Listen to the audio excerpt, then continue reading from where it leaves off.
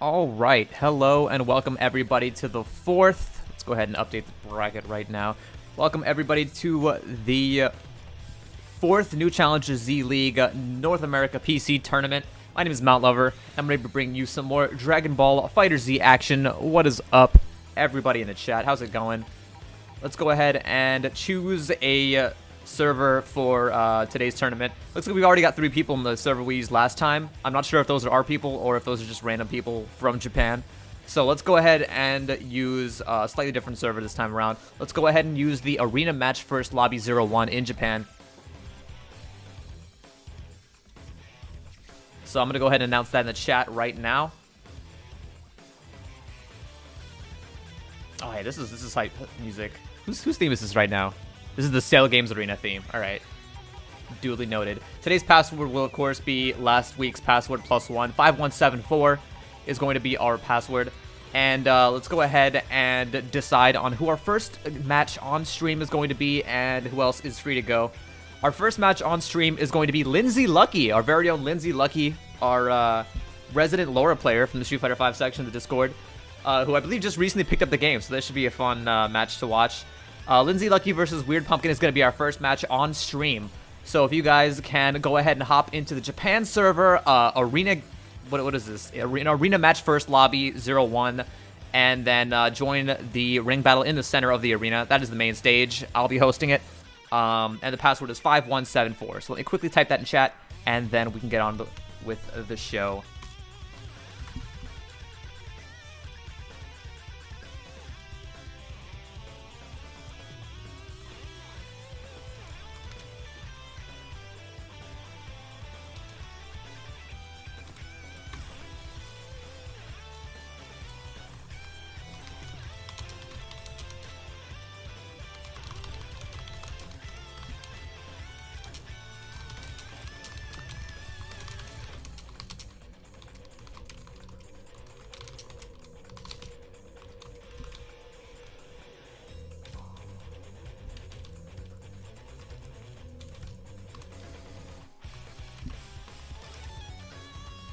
Man, I never noticed the Cell Games Arena theme was so sick. This theme is fire.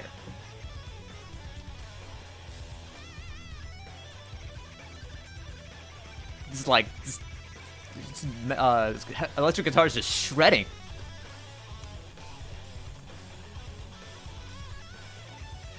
Alright, looks like we've got Lindsay Lucky and Weird Pumpkin in here. Looks like Lindsay is going to be going with Goku Black on point, mid Yamcha, and Anchor Android 21. I definitely like the Goku Black on point, and I love the Yamcha mid. Yamcha, of course, the best character in the game. On style points alone.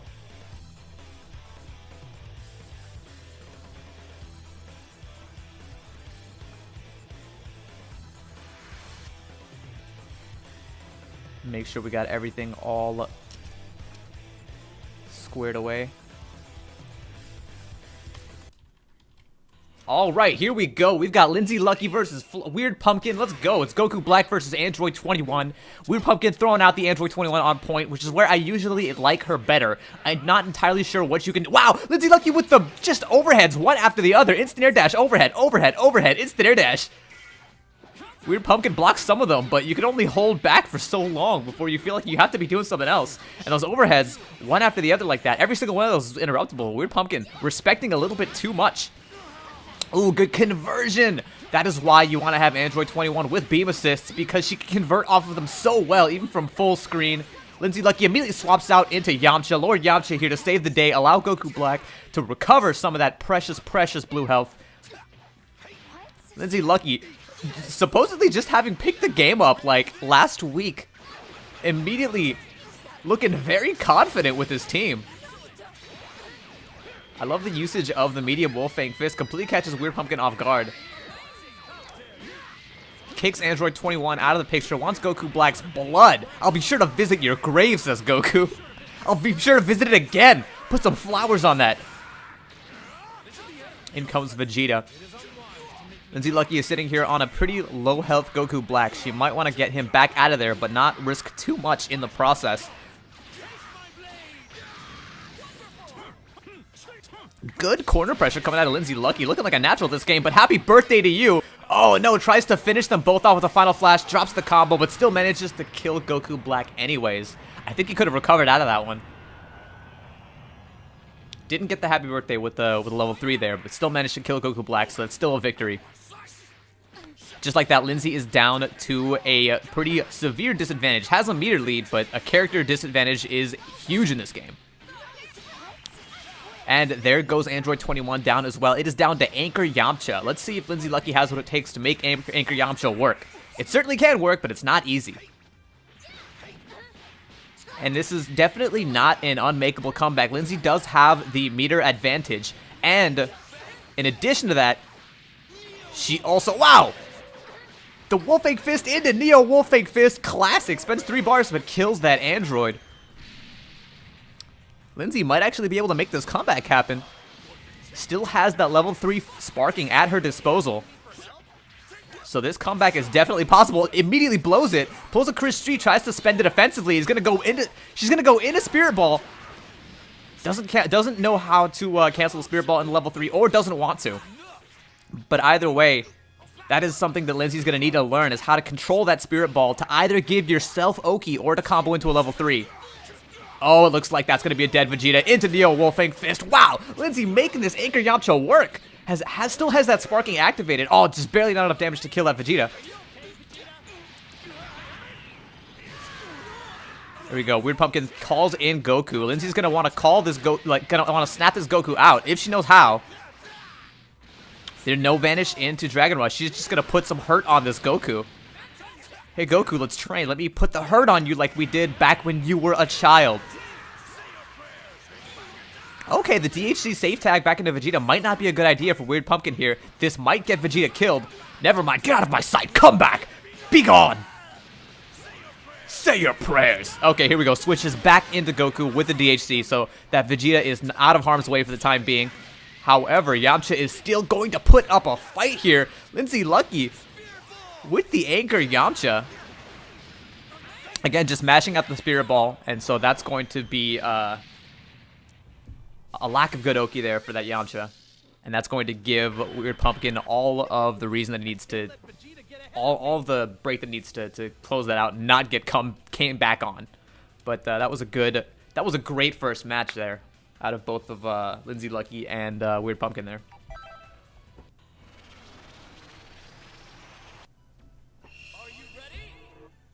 Alright, let's see if Lindsay Lucky can get some more mileage out of this Goku Black. Definitely the strongest character on this team tier-wise.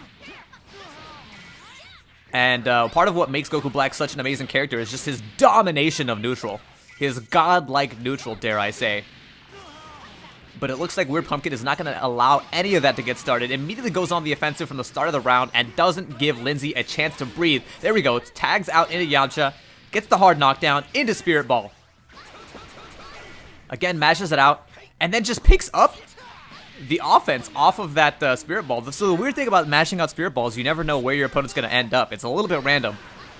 Sometimes they'll be on the ground, sometimes they'll end up airborne, but it looks like Lindsay Lucky has no problems just continuing pressure off of wherever it ends up. And I like that momentum, that just those neutral instincts to be able to pick up that offense off of whatever position that Lindsay ends up with. Respects the overhead on block. It is 0. Drops the air connection with the jabs. When you connect against an airborne opponent with jabs like that, you want to go immediately into 2H, and that'll pick up the combo every time. Oh, here we go. Weird Pumpkin with the big combo on this Yamcha. Oh, here we go. He does not want to visit Yamcha's grave. Oh, but Vegeta does. Say your prayers!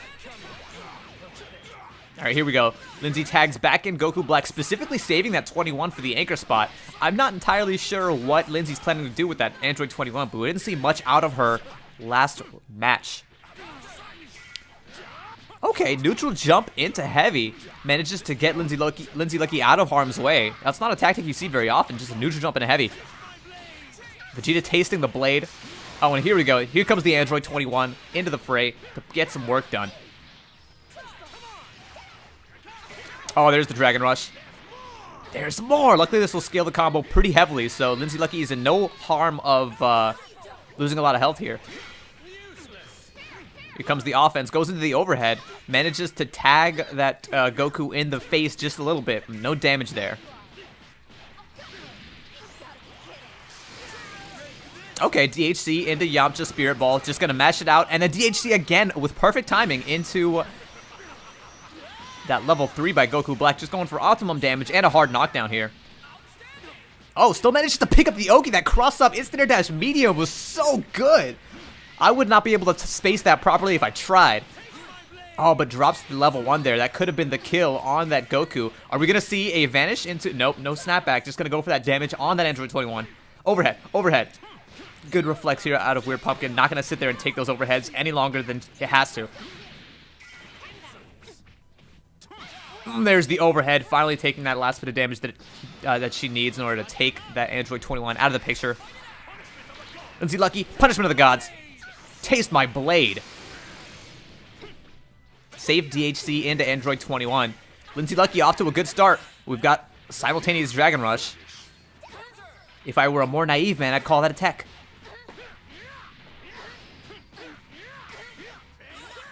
Oh, drops the combo there. That could have been a hard knockdown, but gets the 2H off of the super dash back down towards the ground. Never want to do that. That is how you get your grave visited. Vegeta whiffs the DHC into level 1. Did it a little bit too early there in order for that to work. Okay, here we go. We've got some Yamcha offense going. The overhead into overhead into overhead classic. Lindsay not calling any assists to confirm off of those overheads. I feel like that would be a huge, that would contribute largely to her team here, to her playstyle in general. I love this movement here with Yamcha. Lots of good neutral jumps, lots of air dashes coming out. Lindsay, despite having picked the game up very recently, is looking like she has a very solid grasp on how to play this anime neutral. And this is going to be a dead Vegeta with that Spirit Ball. Wait, no. There it is, the punishment of the gods. Lindsay Lucky off to a great start.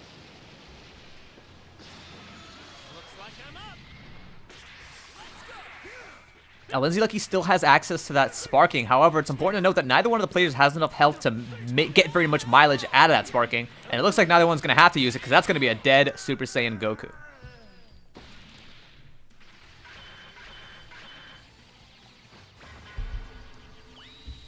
So although there was no obvious time to use sparking there...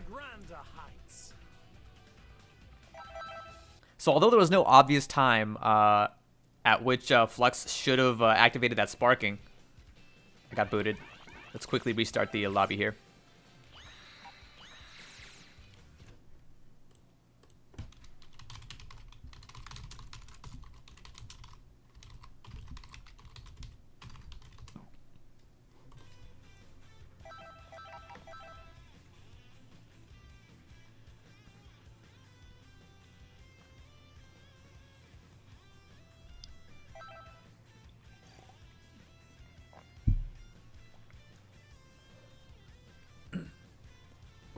But yeah, there was no obvious time for at which Flux Weird Pumpkin, I should say, should have obviously activated sparking. But the problem with saving your sparking for last like that is that if you end up swapping your characters around, ideally, if you end up swapping your characters around and recovering their blue health naturally, then you end up in a situation where you're down to your last character with very, very little health, something like 30% health. And when you're down to 30% health, all of a sudden the health regen on sparking stops doing anything for you. And so you have to keep that in mind. You have to either actively work to keep your anchor character on above 60% health, or you should blow your sparking early if you're going to swap them out safely like that. And so you have to sort of think dynamically about which one of those two tactics you want to use in order to get the best use out of your sparking. Because dying with sparking is absolutely, it's a waste of comeback factor. Oh, it looks like Lindsay Lucky is immediately going to get this Goku Black killed, and that is a horrible start.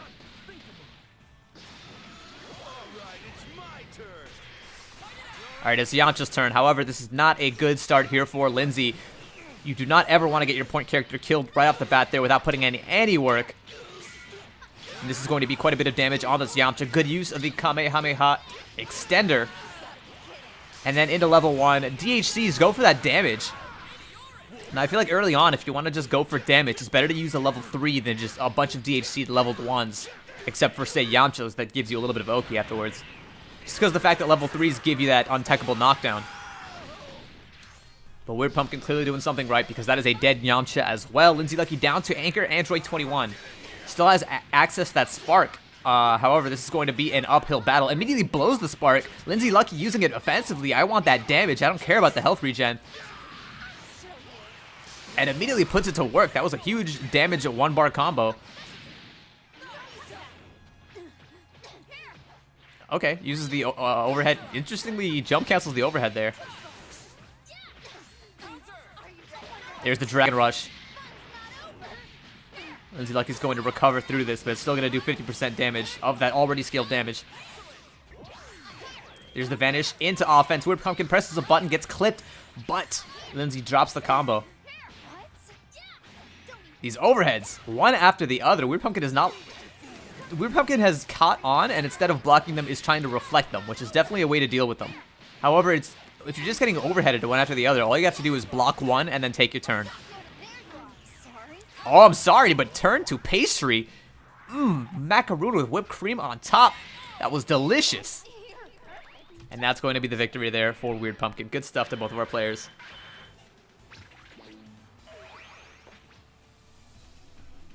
It's your fault for challenging me. It's my fault for challenging me. Just so you know, the sweets are mine, okay? I'm afraid a glutton like you might try to take them from me.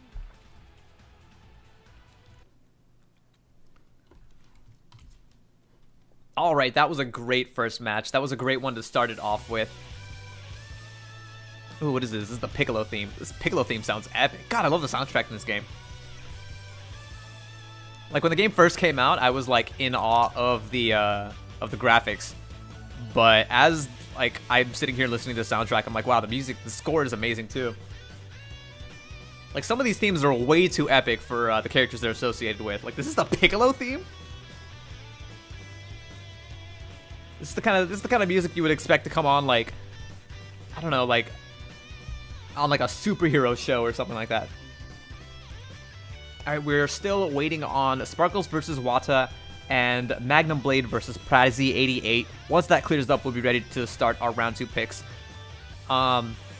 Looks like, yeah, we had Weird Pumpkin taking it over Lindsay Lucky 2-1 there, as we just saw on stream. We also have Elisis taking it 2-0 over Miko, knocking Miko down to the lower bracket. And we have Goki Zeme taking it over Ninja Attack 2-0. And Ayulori, our 3-time tournament champion, taking it 2-0 over Crash really fast. Oh, I already know what I want our round 2 pick to be.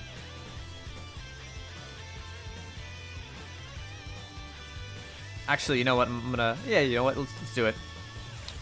But we'll have to wait for our bracket to clear up just a little bit before we go through with that. Of course, in the meantime, you can be sure to check out our Matcherino, where we are sponsoring our prize pool for the new ChallengerZ League season this season. If you want to go ahead and navigate to tinyurl.com/nchzl, you can insert the promo code that you see at the bottom left-hand corner of your screen. 1UHF it currently is, and it'll update, and it'll always be on the screen for the entirety of the duration of the tournament. You can type in that promo code, and Matcherino will donate $1 to the prize pool on the house. Alternatively, you can feel free to purchase some of the merchandise that we have on our Matcherino storefront, and the proceeds from that merchandise will also go towards the prize pool. And that prize pool will be paid out to the winners of the season finale. That is going to be the 9th invitational tournament that the entrance will be determined via the points throughout the rest of the league. So yeah, be sure to check that out.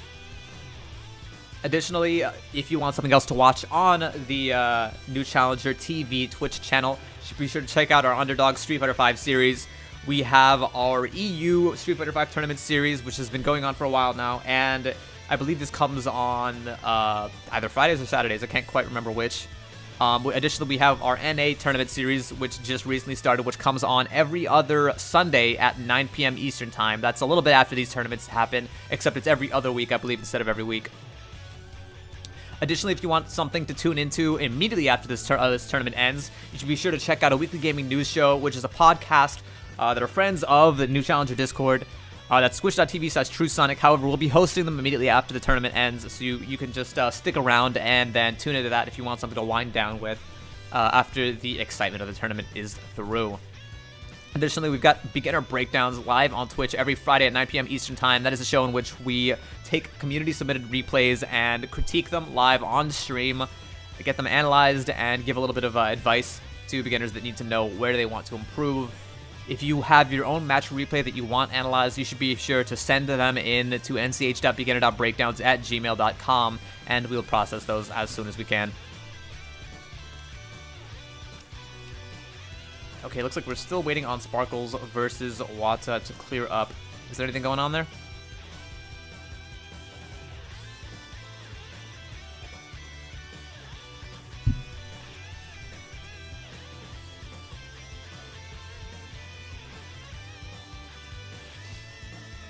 I feel like the new patch changed the color of the ring match ring. I feel like it used to be red, and now it's blue.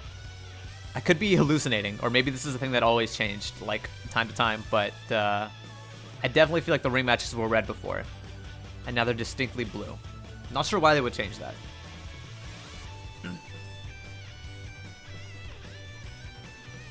I don't want to continue without Sparkles and Wata, because that's going to put the bracket behind if that's not cleared.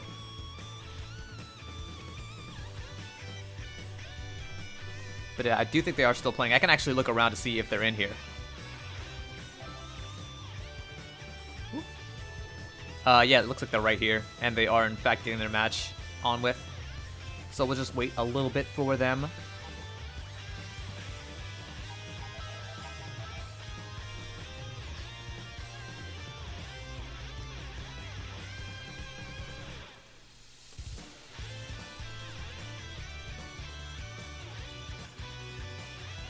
Also, can anybody report if the patch actually made the netcode? Let me know in Twitch chat if the patch actually made the netcode better or worse for you. And if so, what aspects of it they actually changed. Because I'm not clear on exactly what they patched or what they fixed. I know they said that not everything would be fixed from the first patch. And that they'd be doing, what, like 3 patches over the course of the next month? But I'm interested in whether they improved anything. Do ring matches work better now? Is the netcode better? Are neither better? Let me know.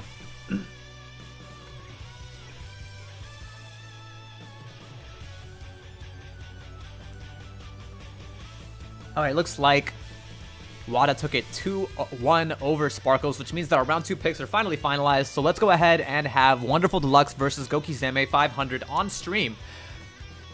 And then everybody else in winners round 2 or losers round 1 are free to start up your matches whenever. Let me go ahead and type that in the chat.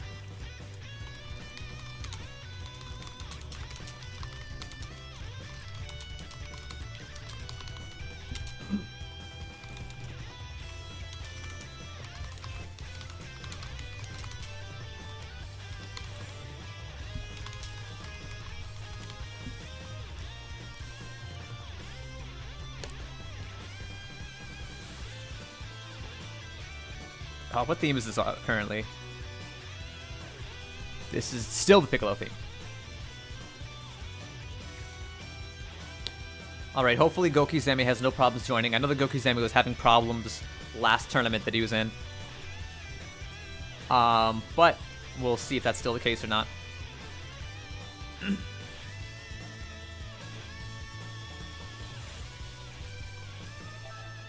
There's Wonderful Deluxe. Now we're just waiting on Goki.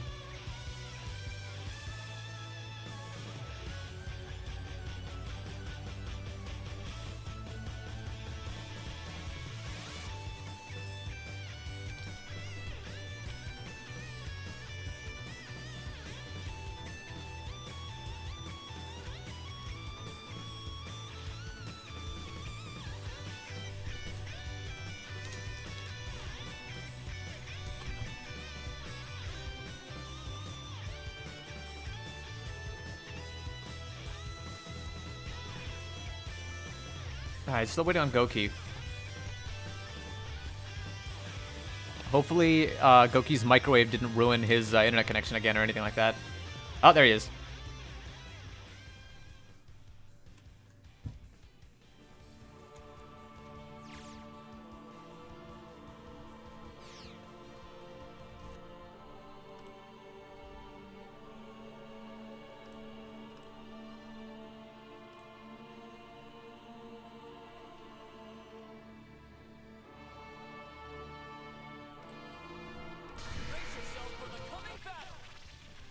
All right, looks like we're right into it. Wonderful Deluxe versus Goki Zami. This is going to be a good match.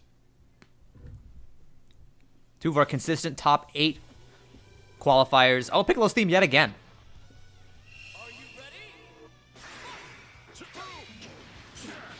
Here we go. Instant air dash medium is going to get this party started right off the bat for Wonderful Deluxe.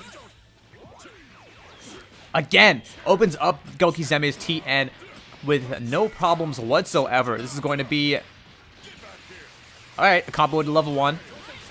Uses it for the Oki there. Either that or drop the combo. I can never tell with Piccolo exactly what the game plan is. Stuff just happens, and whether it works, it works. Again, goes for that same knockdown into level 1, and yeah, I guess Wonderful Deluxe is in fact using it for the Oki because that did not combo twice. Alright, real dad, let's go.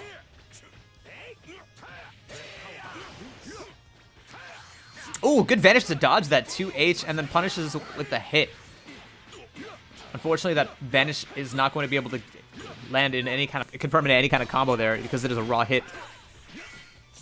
Alright, neutral jump lights going to be able to get the hit in, but then can't confirm the hit. Can't confirm the combo, rather. Goki Zami going to be putting in some work against this Piccolo. Doesn't try to go for any kind of DHC stuff to get that kill. And that's going to be a lot of blue health on that Piccolo. It's going to be recoverable unless it gets snapped back in right now. And there it is. Piccolo back in the fray. Loses all of that blue health. That has got to hurt. And that is going to be a huge move to Wonderful Deluxe's detriment. Just like that. This battle got evened up just a little bit. Ooh, wow. Just the ballsy 2H calls out that block string before Goki Zami has an opportunity to extend it any further. And it looks like actually Goki Zami doesn't have any meter to continue extending that with that assist. So that was a great call out there. Rear-ended, says Goku Black. I'm amazed that this Piccolo is still alive. The Majin Buu is about to die, though. There we go, rear-ended.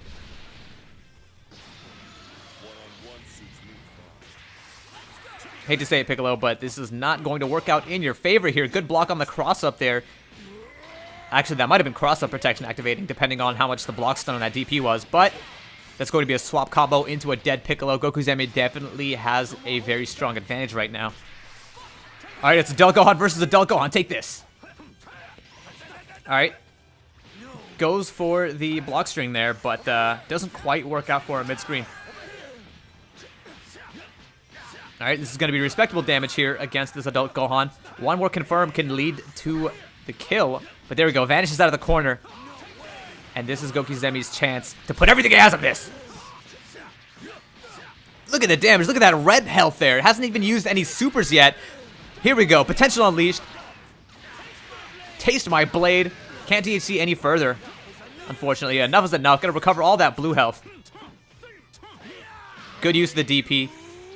Doesn't vanish to confirm out of it. But it's probably all for the best because it all would have been recoverable anyways. Another DP in a block string. Spends the meter on it too. That was definitely a dropped input. There's no way you meant to do that. That was definitely intended to be a 2H. I'm gonna get die for it in the process. Goki Zami goes off to a 1-0 lead. This is my full power.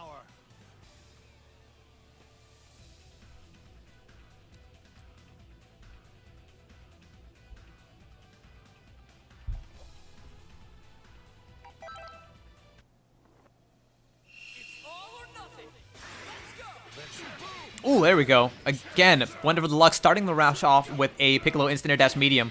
And Goki Zami is going to not want to catch on to that if it does go down to around 3. Okay, vanishes back down to the ground. Interesting option there. I feel like very reactable. You're sort of looking for that 2H when your opponent is in the air like that. Good use of the DP assist to get out of that pressure. Senko into vanish. Gets hit. Wonderful Deluxe gets hit by the vanish, and that actually ends up in a less desirable situation for Goki Zami than if you were to just block it. That's sort of the weird trade-off with vanish. Sometimes if you connect with a raw vanish, it's worse than if you were to get blocked, because you just get one random straight hit instead of offense. Okay, immediately tags into Cien, goes to the safe knockdown tag.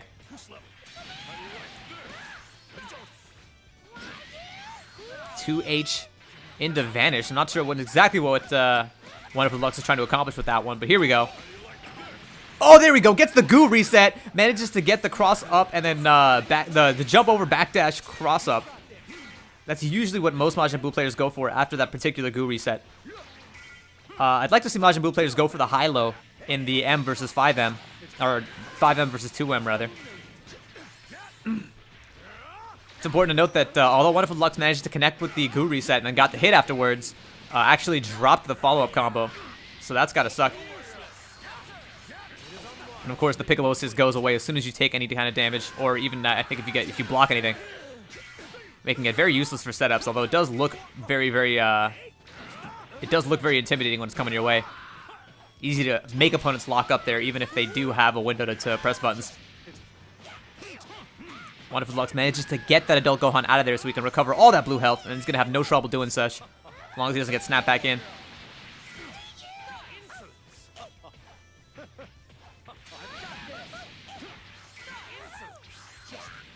Alright, good vanish out of the corner there.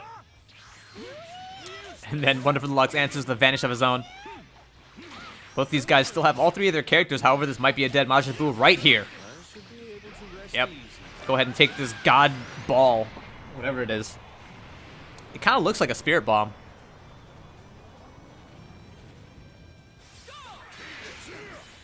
Oh, okay. Looks like Goki Zemi tried to start off the round with some offense there, and Wonderful Lux put it to an end with that Demon Shocker.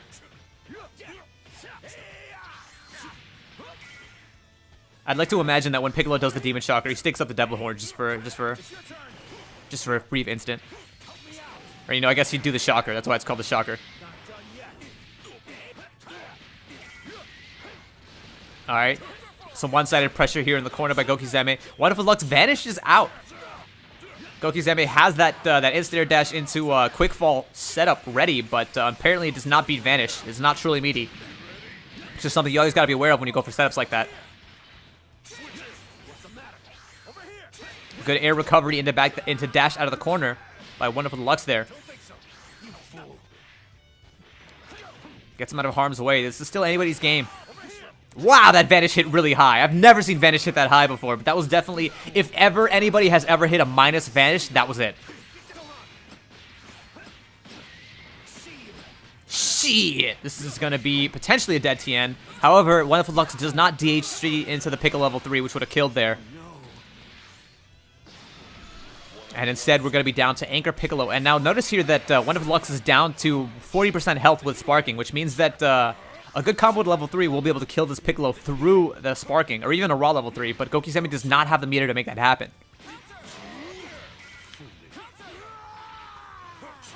Okay. Nice safe jump setup there by Wonderful Lux. Manages to land and then block the 2H. And that is something that everybody needs to have in this game. That is universal offense right there, is how to do that universal instant air dash, meaty, safe jump setup. Because that is a very, very solid way to pressure anybody on a wake up after a sliding hard knockdown. Nice use of the cross up. Doesn't vanish after it. I actually don't know if you can vanish after that. Level 3. Not quite a dead Goku Black, but Goki Zemi's going to want to activate Sparking here to recover that health. And I specifically say activate Sparking because Sparking's not going to do anything without past this Goku Black.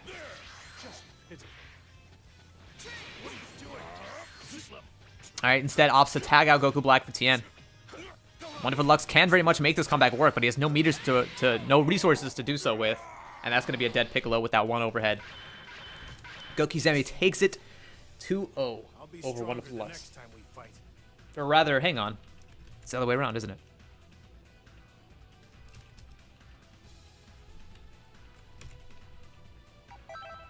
Yeah, no, it's 1-1.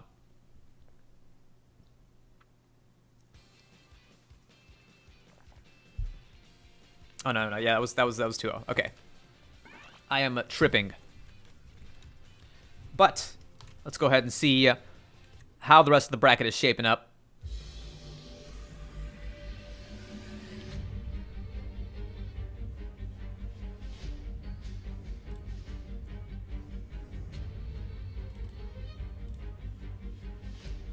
Alright, Goku Examiner takes a 2-0 over Wonderful Deluxe, moving on into top 8 winners. It looks like we're already almost into top 8. We just have one more round to take care of, and it looks like we're all ready to take care of it right now.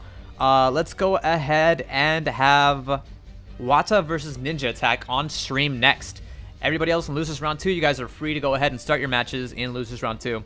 Remember, if you're in top 8, all matches in top 8 will be streamed individually, so do not start your matches until then.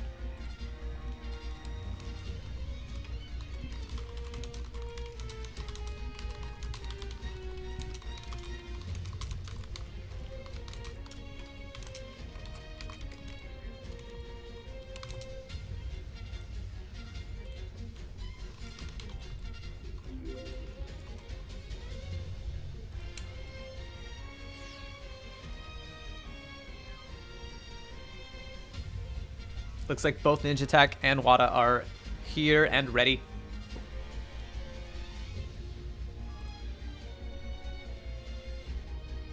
Good luck to everybody in Losers Round 2. This is going to be our final round until we hit top 8, at which point we'll be streaming each and every match individually. Additionally, once we hit top 4, which is Losers Semifinals, that is going to make all games best of 5 or first to 3. Looks like both of them are in here and ready to get the show on the road. The outcome of this fight is anybody's guess.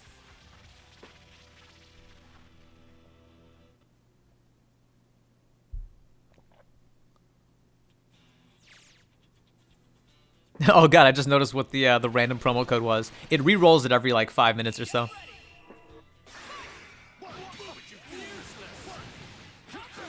That's actually pretty funny though.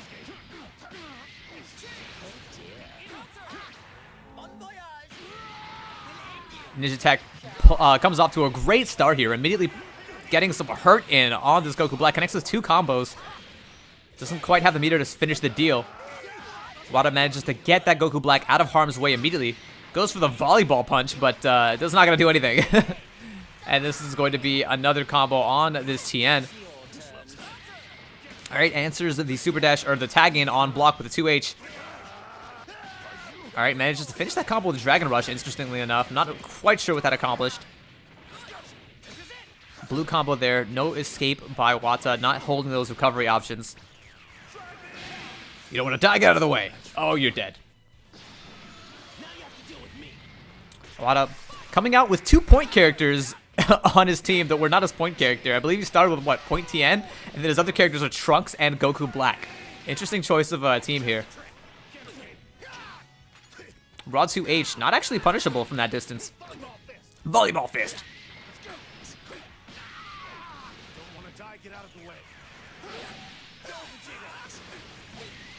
Oh, again, confirming off of that Vegeta assist pretty consistently there. Wata activates that sparking. Doesn't want to die, so he gets out of the way.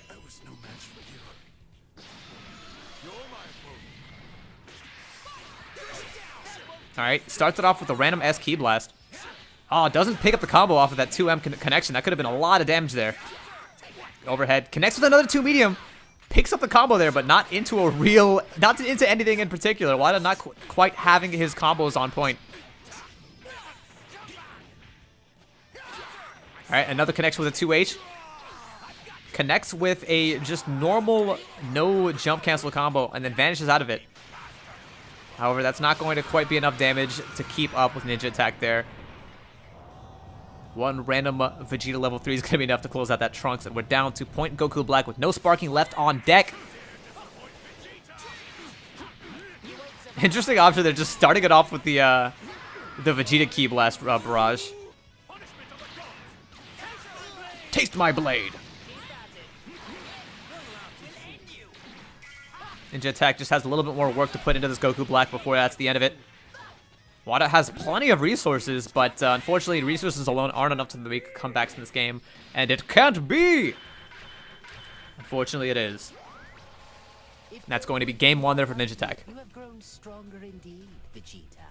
Even if you still cannot defy me.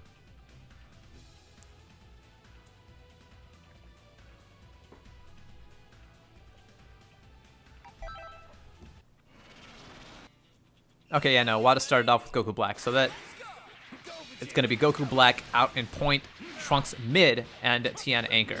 All right.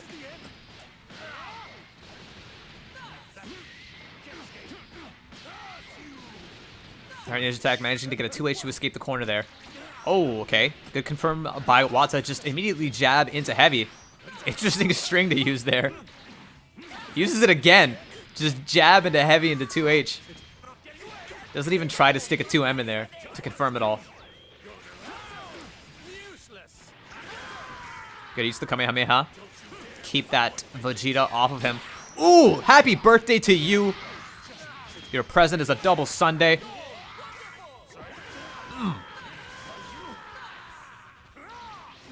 Shoot some Ki Blast, trying to get the last bit of damage on this Tien. Ninja Tech not trying to swap out Tien though. Wanted to keep him in there. There we go. Tags out into Frieza once he realizes that he's pretty much dead already. Oh, here we go. Snaps back into Tien. That's what I like to see. Wow, that was pretty sick. That was just a God Slicer into air 2H, and it connected.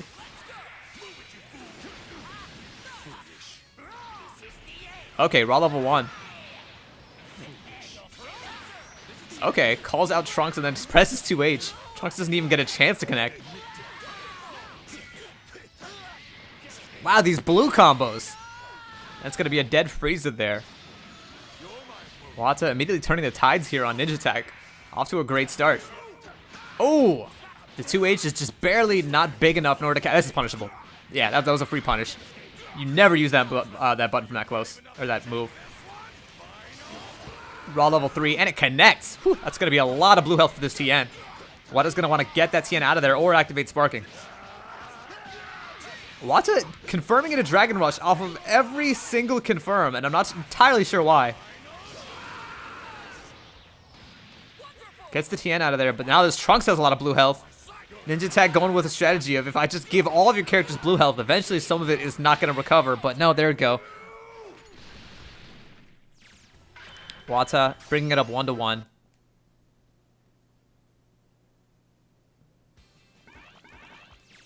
All right, let's recreate the lobby.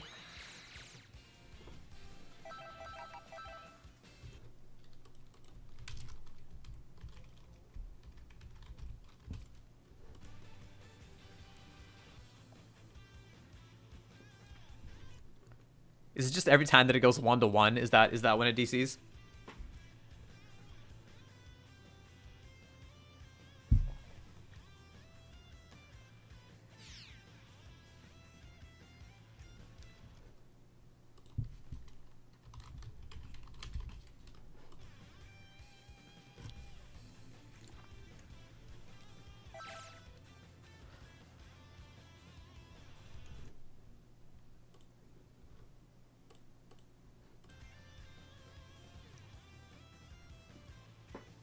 All right, looks like they're back in.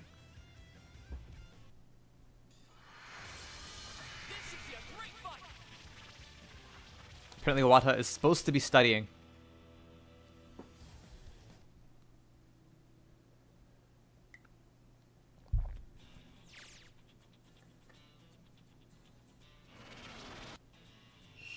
All right, Wata with Goku Black. Ninja Tech starting off with Tien. Immediately tagging into Vegeta, not sure why. Oh no, Wata whips the reflect. Or no, was that a 2H? Ooh, connects with his air 2H. No tag no swap cancel. And Ninja Tech just not recovering out of anything. Just lets himself get juggled up to the top of the screen and then back down. Ooh, again, succumbing to that frame trap in that heavy into 2H. Wata, of course, takes the combo and then confirms into Dragon Rush.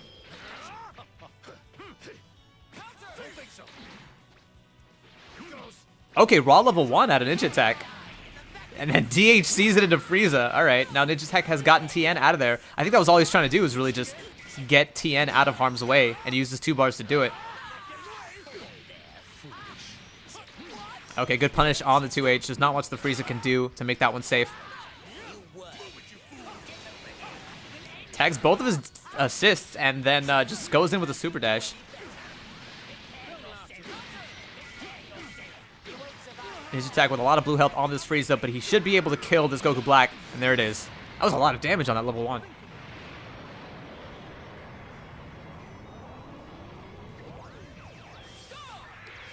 Woo!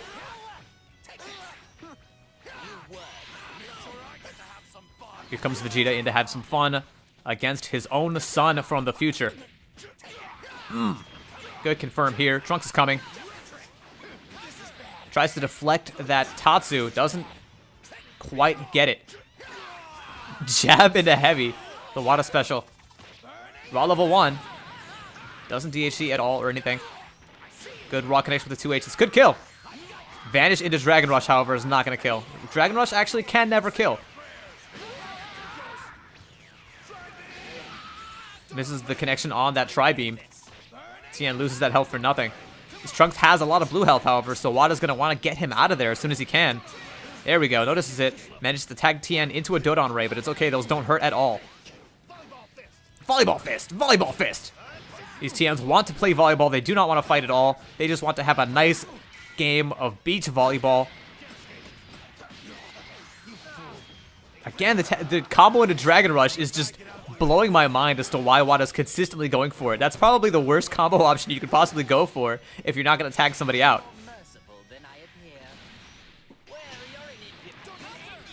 Well, you're an impotent one. I mean impudent. I'm going to say impudent. Good super dash there. Goes straight through those ki blasts. Good deflect. Wow, managed to deflect the super dash through those Vegeta ki blasts. That's kind of impressive, but that's still going to be a dead Tien. Ninja attack immediately looking like he's going to take this game 3. Ooh, neutral jump into 2H just hits. And of course, Wada going with the I don't want to kill you, I just want to combo into Dragon Rush for some reason. It's almost as if that's Wada's goal, just to see how many times he can connect with Dragon Rush. He's trying to get that achievement. Assuming there is an achievement for landing Dragon Rush 1,000 times. Okay, there we go. Tien busts out with the sparking. Oh no, the Trunks 2H whiffs. It is not Goku Black's 2H. It does not hit immediately above your head like that. It only hits where the sword is. And it is a pretty big sword, but not quite big enough. And Tien manages to kill himself there by utilizing that Tri-Beam a little bit too much. That Tri-Beam damage does not come back with sparking, I'm afraid. And just like that, Wada's looking like he might actually come back with this. Another Dragon Rush. And then goes into the Shining Slash. Is this going to work? Is this going to end this? No, it does not manage to connect with the level 1 there. That should have been the end of it there. But Wada just narrowly doesn't manage to get that win. Those strange combo paths and resets.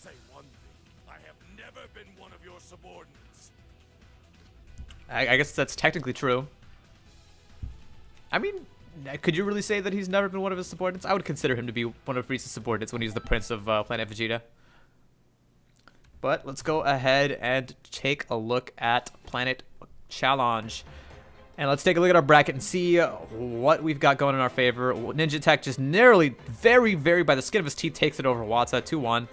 Manages to work his way into top 8 losers, where his next match will be against Ninja Tech. And as a matter of fact, since that is actually the first match that we're going to be streaming in top 8 of losers, let's go ahead and have them on stream right away. Wonderful Deluxe and Miko, it looks like, are still at it. However, that's not going to stop us. We are going to go ahead with top 8 losers anyways. So our first match in top 8 losers will be Ninja Attack versus Crash Really Fast. So Ninja Attack, get back in here.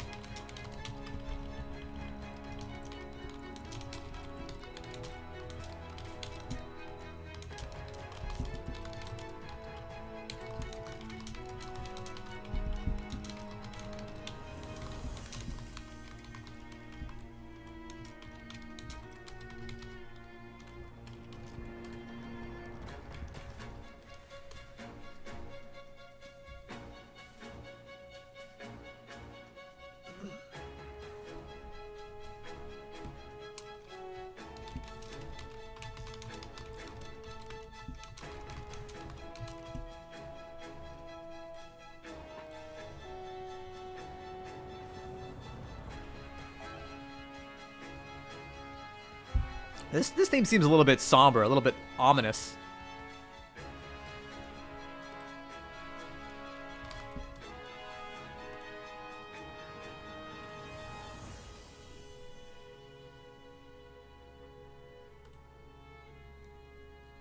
This is actually called anxiety. I'm not actually sure if this happens at any point.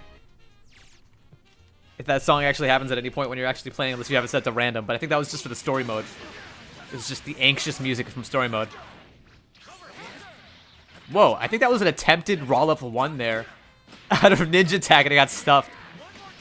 I just narrowly saw, I saw for a brief instant Ninja Attack, the Tien's level 1 animation. Although it also could have been his reflect animation.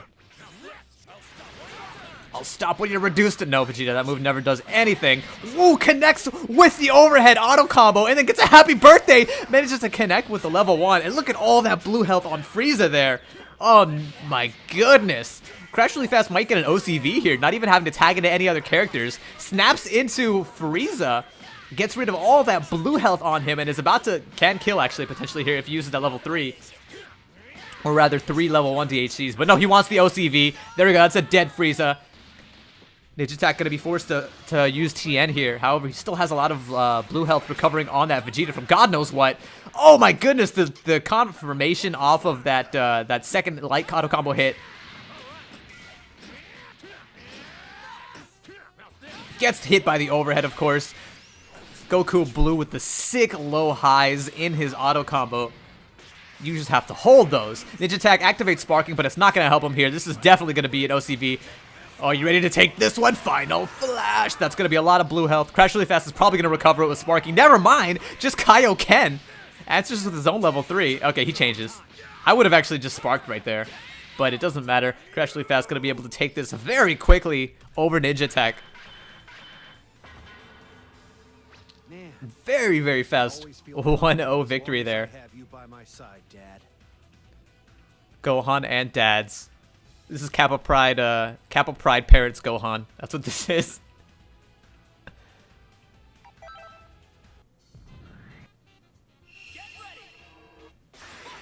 That's adopted Gohan. It's artificial insemination Gohan. Alright, here we go. Once again, Crash Really Fast opening up Ninja Attack with the overhead hit of that auto combo.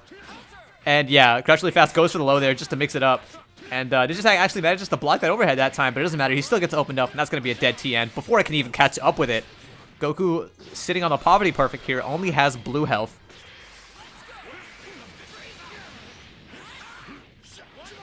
One more time. Let's see this again. Let's see if Crash Really Fast can get the OCV here.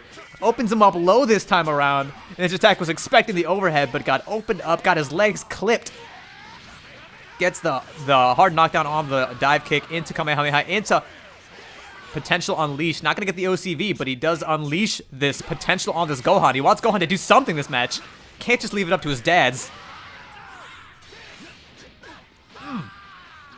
Here we go. Ninja Attack manages to get some damage on the board this time around, but shit, Gohan's not going to stand for that. Goes for the cross-up instant air dash heavy. That's so sick. Very hard to space those properly. Raw level 3 is going to completely whiff. Vanishes anyways. Manages to get the punish on that. Picks it up into a blue combo. Raw unleashed into DHC. The sick alley-oop Kamehameha.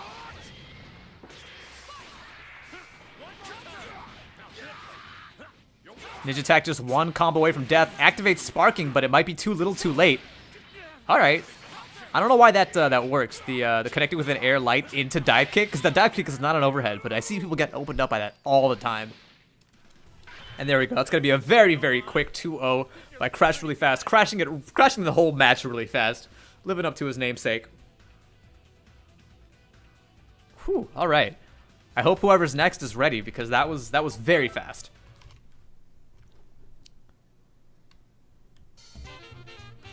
Oh, okay. Back into the jazzy theme. Whose theme is this again? This is the Hit theme. Alright, apparently Hit is a jazzy motherfucker. Alright. Crash Really Fast, really quickly getting that 2-0. So we can immediately jump into our next match, which is going to be Lindsay Lucky versus Miko. Lindsay Lucky and Miko, go ahead and hop onto the main stage, and let's get this on with.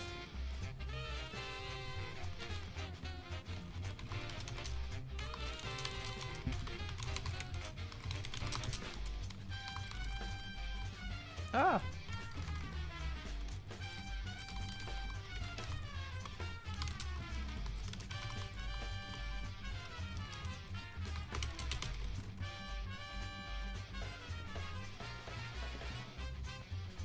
Oh, this is so jazzy. Oh, man, I love this theme. I'm just imagining Hit holding a saxophone, just tearing it up. With like a fedora on. I want somebody to make that emote. I want somebody to draw Hit with a saxophone and a fedora. Just tearing it up. Maybe this is I want to know if this is what Hit does in his free time. He just hits it up to like jazz clubs and just tears it up with the saxophone. Hit strikes me as that type. He's like the strong silent type. He would totally be the type to just like tear it up on a saxophone in his spare time.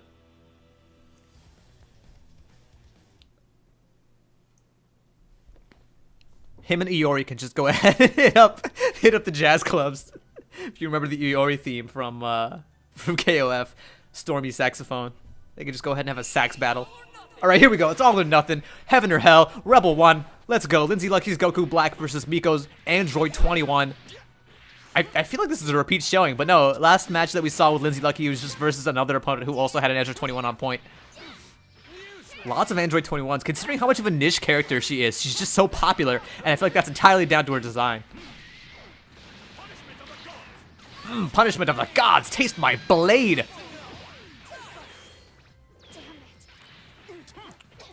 Miko having some trouble here against Lindsay Lucky's rushdown game. Utilizing those overheads super well. You know what? Lindsay Lucky's Street Fighter play is showing, her Laura play is definitely showing in her Dragon Ball FighterZ tendencies, because she was very overhead happy with Laura, and she's overhead happy here. Whereas here, I actually like it. It's a breath of fresh air, because people usually don't use overheads like that in this game, except to confirm off of with assists. And that is something I'd love to see Lindsay make more use of. Call those assists whenever she goes to those overheads to open people up, turn those straight hits into combos. But it's good to see that Lindsay doesn't limit herself with those overheads. This could potentially be a dead Goku Black here. You won't be able to block this. It wasn't the stance, but it'll have to do.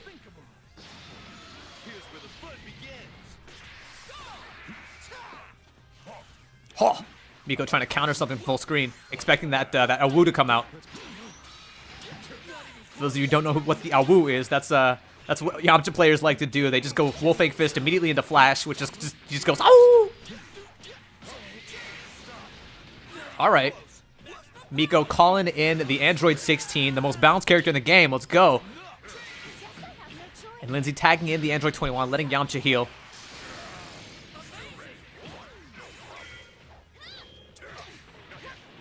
Alright, backdashes out of that and doesn't even try to challenge the super dash. Recognizing that she probably can't get anything off of that. Alright, immediately in level 1, DHC into Spirit Ball! I'm not sure if Yamcha had recovered all of his blue health yet, but it doesn't matter. Lindsay is gonna go ham! Completely stuffs the super dash in from the tag with the overhead. That's not something you see every day. But this might be a dead Yamcha here. Level 1. There he is. Dies to the finger laser. Lindsay Lucky down to this Android, Anchor Android 21, with full health though, so sparking is going to be a huge game changer here. Lindsay does have the resources needed to make this comeback, however, she's going to have to get through that assist pressure first. Ooh, good use of the sparking, was about to get Dragon Rush there. I love the call out on the air Dragon Rush there from Miko. Almost was good. Alright, Lindsay, going to be able to put up some damage here, can potentially kill with level 3 confirm it. Let's see how this goes. Turn into pastry. Let's see how delicious she is. Is she going to be a keeper? Oh, no. Oh, God, it had a bone in it. Don't ask how you put a bone in a pastry. That's just how badly made it was. She had to spit that back out and send it to return to sender.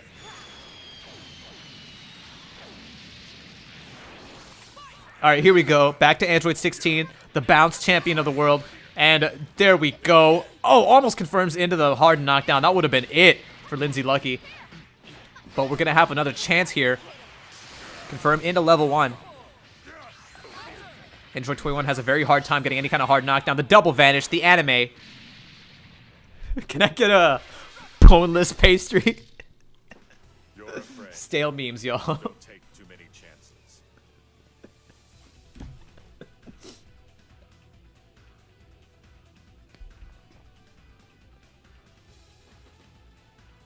Alright, we're gonna hop right back into it. Gonna be Miko versus Lindsay. Let's go.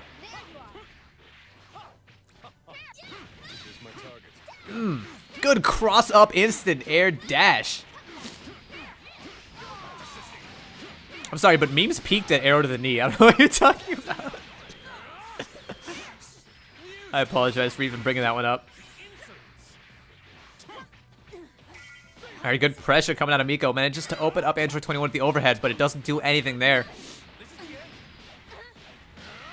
Hard knockdown into punishment of the gods.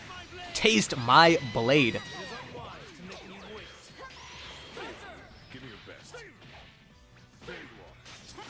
Alright, there we go. The counter going to get Miko out of the corner there.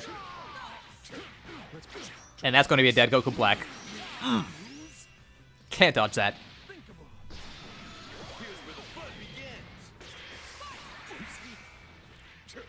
Alright, Lindsay lucky with this Yamcha. Let's see how much momentum she can get started with this. Immediately on the defensive versus this hit. Very hard to keep track of him. When you start sitting down and patiently blocking, that's when hit gets to do his thing. You gotta stay in movement. I don't know what it is about those hit combos. They just look like they hurt more than normal combos. They don't, but they look like they do. Ooh, good connection with the 2H. This is going to be a big combo here. Hard knockdown. This can kill. Goes with the Spirit Ball. Might DHC to level 1 to get this kill. DHC's into level 3. Wants this pastry. I wonder what you taste like. This donut is delicious. Put it in me. Giggity, giggity. Alright, the Android 21 mirror is in full effect. Oh no, presses down, forward, medium. Presses the 3 medium. I have to look down at my number pad for that one.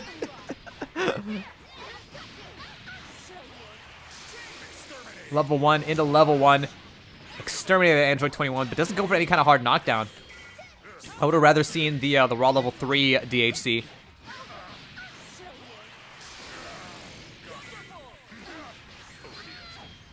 Alright, Vanish doesn't pick it up though. Oh wow, the very, very close to the ground dive kick manages to connect on this Android 16. But now 21 is on the offensive. Takes her turn after the blocked Vanish. The ball's on Lindsay. Is this gonna kill? I don't think it will. Nope. If that Spirit Ball doesn't kill on the first hit, it's usually not gonna kill. It does the majority of its damage on that very first Spirit Ball connection. No escape. Here comes the dunk into the hands-free Hell's Flash. Not gonna kill, but that's gonna be a hard knockdown. Ooh, goes for the Dragon Rush. Not sure why you do that with a character with a command throw, but either way, Lindsay jumped out of that situation. I have been mixed up by enough Zangiefs to know where this is going. Ooh, nice challenge. Manages to interrupt out of that that attempt at a tick grab. The timing was just a little bit off there for Miko. Oh no, the happy birthday manages to catch Yamcha as well, but he falls out of the combo, luckily. Alright, Lindsay dashes out of the corner, but opens herself up in the process. And that is going to be a dead Android 21. It's all down to Anchor Yamcha yet again.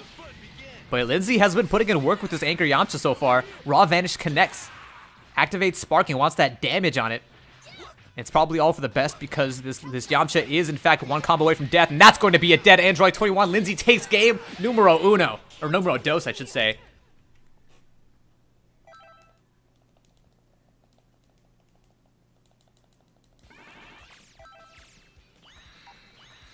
Every single time it goes 1-to-1, it just glitches out.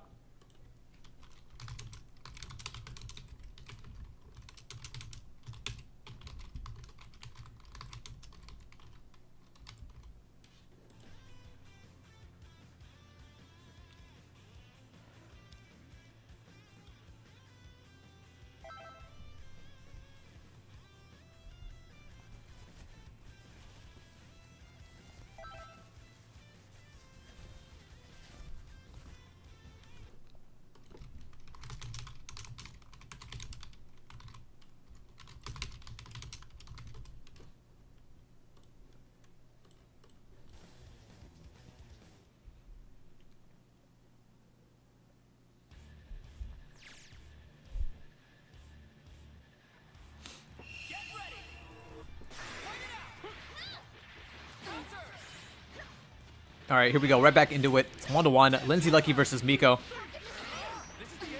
This is the end.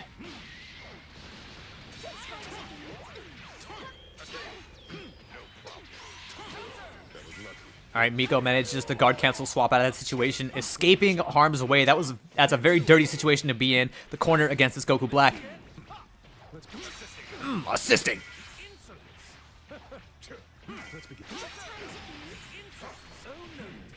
All right, blocks the super dash in. Lindsay Lucky taking a lot of damage from this Goku Black out of nowhere, and this is going to hurt.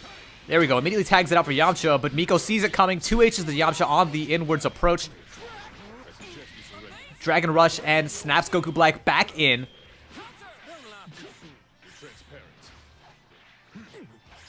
Lindsay Lucky connecting with these anti-air jabs. And it's a very difficult habit to make, but whenever you connect airborne with the jab, you want to go into 2H. 2H, and that's a dead Goku Black.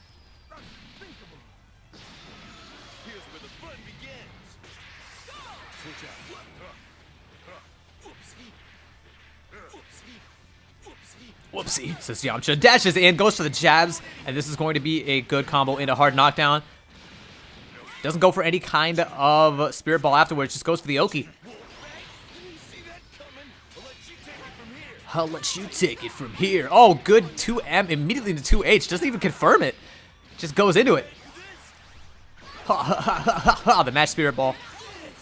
Into the cross-up Wolfang Fist into Neo Wolfang Fist. Not going to kill, but hot damn it, this is flashy.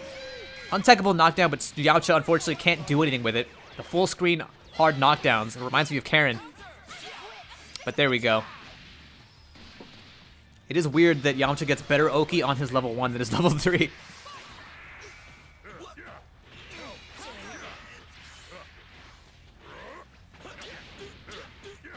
Lindsay Lucky getting opened up there, trying to jump back jab. And this is going to be, oh, again, Miko dropping that confirm into hard knockdown. Not sure what he's doing wrong there. There it is. I'm sorry, but hands free. Let's go. That is an exterminated Yamcha. Lindsay Lucky down to this Android 21 on anchor again. And let's see what she can get done with this 21. Ooh, this is going to hurt, hon.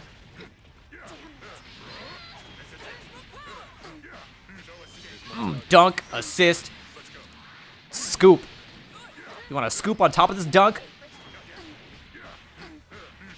Oh, there's the dunk. Here's the vanish. Are we going to get a scoop? Oh, whiffs the scoop. Lindsay Lucky connects with the raw vanish, but that doesn't get her very much. There's the dunk. There's the assist. There's the scoop. Where's the scoop? This is the scoop. Stop the precious. I got a big scoop for you here. Level 3. That's going to be an untechable knockdown. What's the follow going to be? Just connects with the jabs. Lindsay Lucky tries to jump out of the situation and gets clipped. That is going to be game 3 to Miko. This is the scoop. My mission has been completed. Android 16 completing his mission without even killing Goku.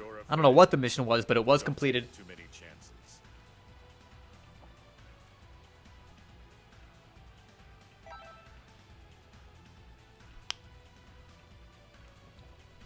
All right, let's go ahead and take a look at our tournament bracket and see what we got going on.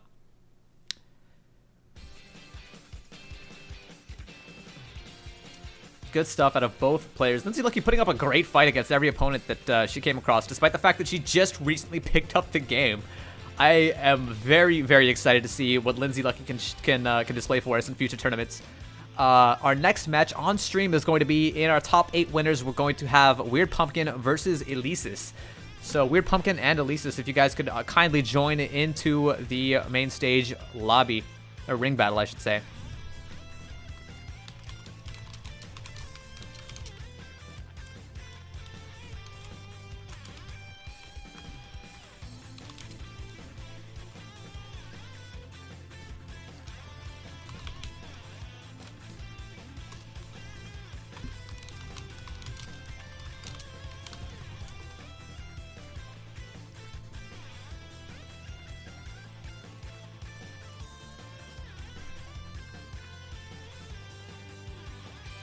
All right, we got Elysis already in here, just waiting on Weird Pumpkin. Says he'll be here in a second.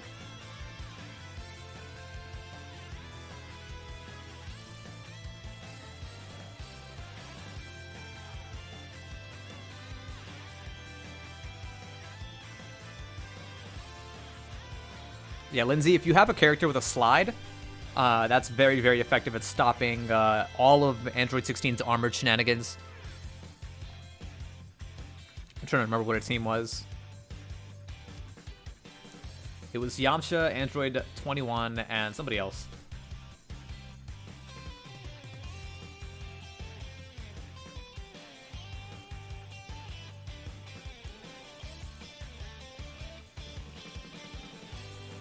Alright, looks like they're both in here. We have got Elisis and Weird Pumpkin.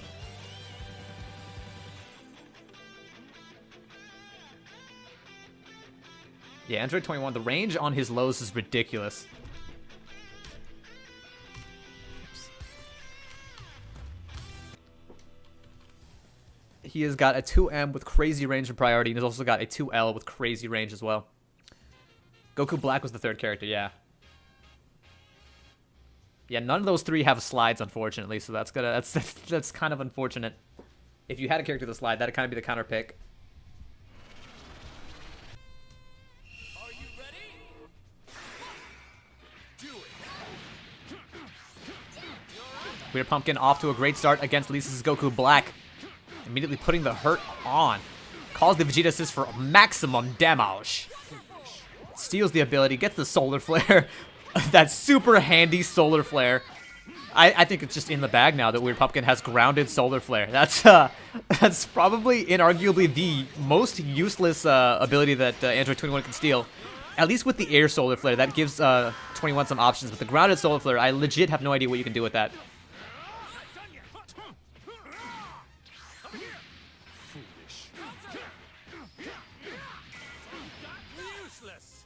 Alright, drops the combo there, gives Elisa some time to tech out of that situation. Oh, the 7 frames delayed. Look, I just noticed the delay right now. These guys have an impossibly bad connection. I'm surprised they're even playing through this. But, yeah, unfortunately you just have to. This is like the cusp of what I consider playable. Looks like it worked down to 5 frames. Delay commentary by Mount Lover.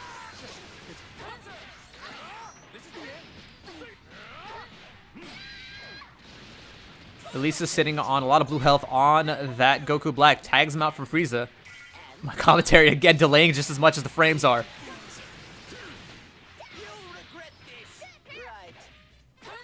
Okay, here we go. Elisa's manages to jab his way out of that corner situation. Gets that full screen confirmed that he's been practicing ever since day 1.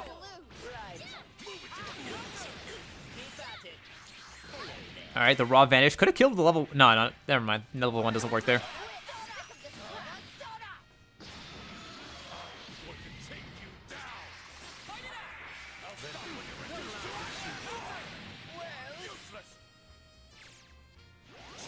Oh, jeez, this connection. Is grounded solar flare invincible on wake up? I don't think that it is. I feel like I've tested that before. Unless Android 21 has specific properties to it.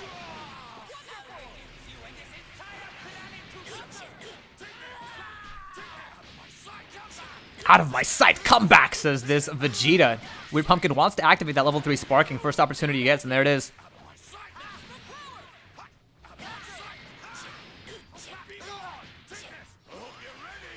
Gotcha, it's just fast.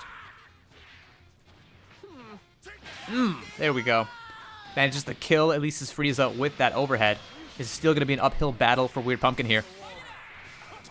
Out of my sight, the instant air dash down heavy. I'd be lying if I said that I've never done that before.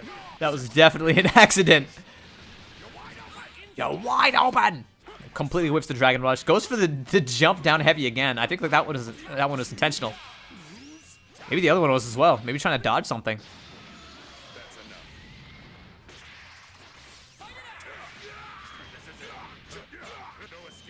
Dunk. Activation.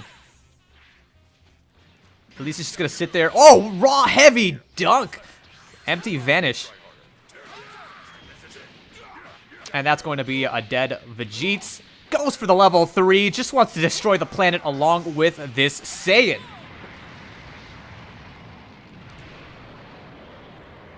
Android 16 pulling a Frieza. I just want to kill this one person, but let's destroy the planet. Noise that the birds flew away. You made so much noise that the birds flew away, says 16 after flashing all of hell.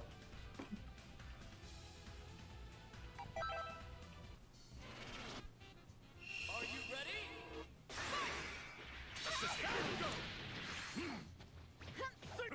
It is unwise to make me wait. Here we go. Elisa's putting in some work.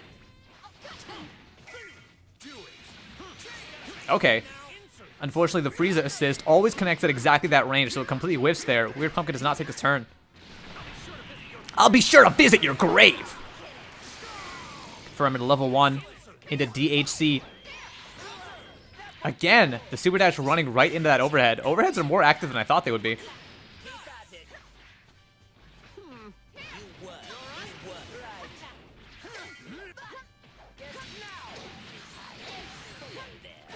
Alright, good use of the Vanish Cancel to continue that pressure. Good corner pressure coming out of Elisa's. Opens up Weird Pumpkin's Android 21 in the corner there. Oh, drops the combo there, and that's going to be crucial. Android 21 gets to vanish out of the corner, and then Elisa says, I can do it too. Let's just keep trading vanishes until we're both out of meter entirely. That sounds like a great way to play the game. Android 16 offers us some help here. Vegeta whiffing that Ki Barrage in the air, getting heavied. Ooh, the delay in full effect. Oh, here we go. Drops the combo again. I understand that combos are possible in this kind of delay. Okay, raw tag after the vanish. Interesting option. I'll be sure to visit your grave. Do androids get graves? I don't think they do. I think they just get craters in the ground.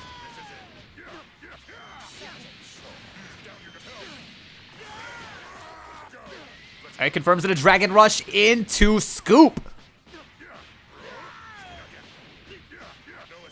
Here's the dunk. Level 1. Is it going to DHC further? There it is. DHC into Frieza level 1, but it completely whiffs. That was a very late DHC. One would say a delayed DHC.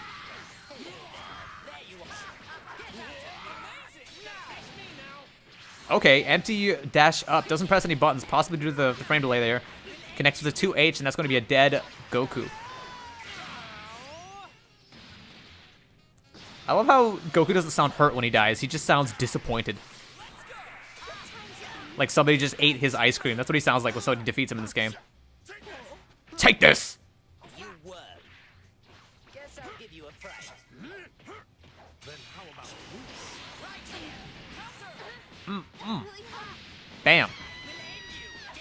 Elisa's has full access to those assists. I'm only just now realizing that Elisa's swapped out Goku on his team for Android 16. Elisa's playing the tier game a little bit.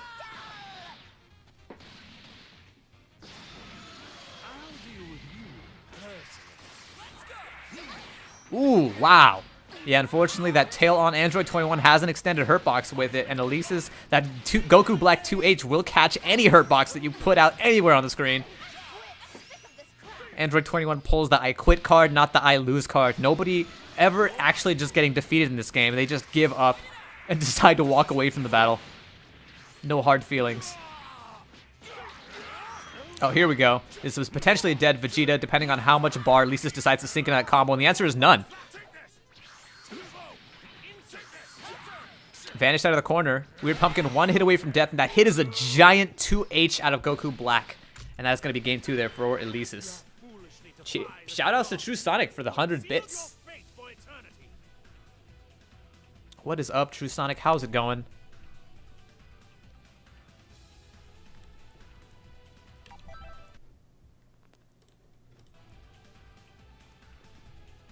All right. Let's go ahead and update that in the bracket. That was Elisa's taking it 2-0 over Weird Pumpkin. And moving on into Winners Finals. Next up on stream, we're going to have... What is this song? My goodness. What is this somber song? The Land of the Kais? Is this what it sounds like when you play on Land of the Kais? This is awful for a fighting game. I mean, it's not a bad song, but it's not the kind of thing you want to hear in the middle of a match. All right, there we go. Now it's starting to kick up. It just took a little bit of time to get going. All right, but next up on stream, we're going to have Goki Zemi 500 versus AU Lowry. Go ahead, Goki Zemi and Lowry. This is going to be a great match. Lowry, of course, our 3-time returning champion. If you want to see some more of what Lowry has got in store, he's been streaming a lot lately on, I believe his Twitch channel is twitch.tv/AU Lowry, where he has his 0 to Evo streaming series. Be sure to check him out. All right, we get to see AU Lowry's updated team this time around. I didn't quite catch what his team was this time. It looks like it's going to be Adult Gohan, Cell, and Super Saiyan Vegeta. So the new addition to this team is the Cell. I have not seen Lowry's Cell at all thus far. However, Cell, of course, everybody has a pocket Cell. You're not getting away.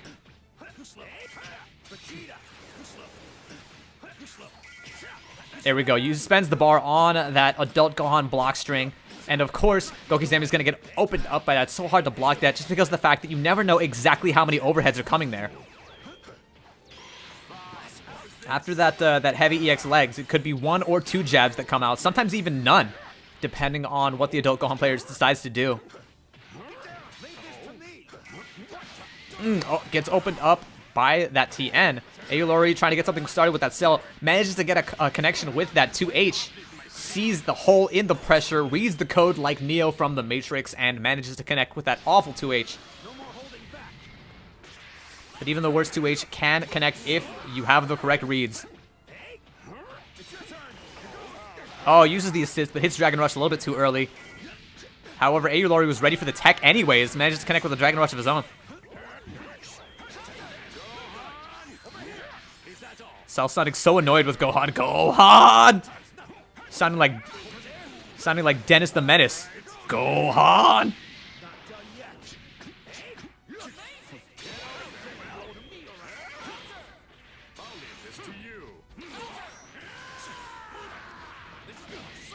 Good 2H there by Vegeta.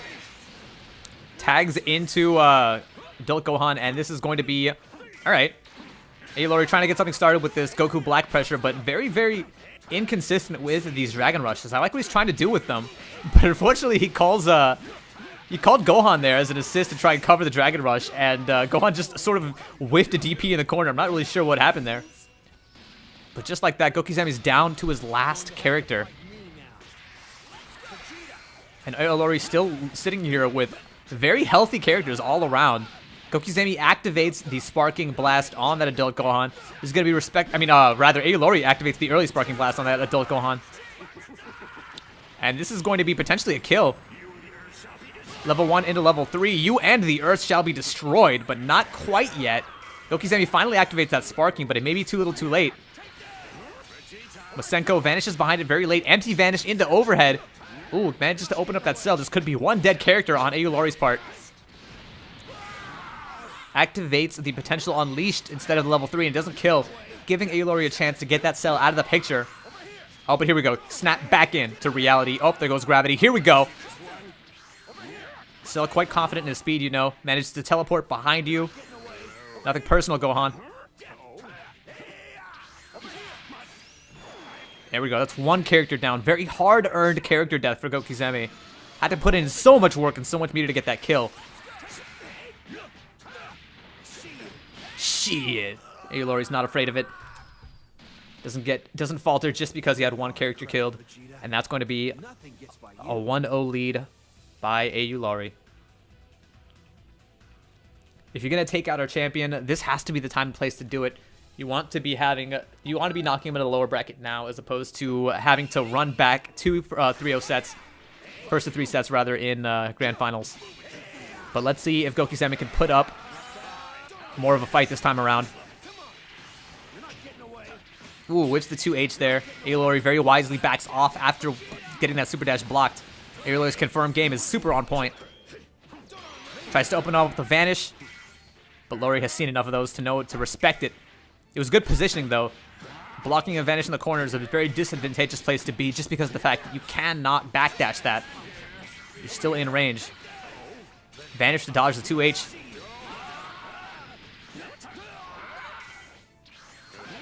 Mm, 2H manages to connect and blow up that Vanish. No raw Vanishes here at this level of play. Whoa, I'm not even sure what happened there. Vanish and then raw tag into Adult Gohan. And now Aulori's putting on the hurt. He's probably going to take this Oki. No, he takes the level 1 and then extends out of it. Sacrifices the Oki, but gets very good damage out of that for 1 bar. Still manages to get the kill on Gokizami's Adult Gohan. Goki not quite able to tag him out in time. And he's going to pay for it. Ooh, the Vanish into the Vegeta assist, the classic. Mm.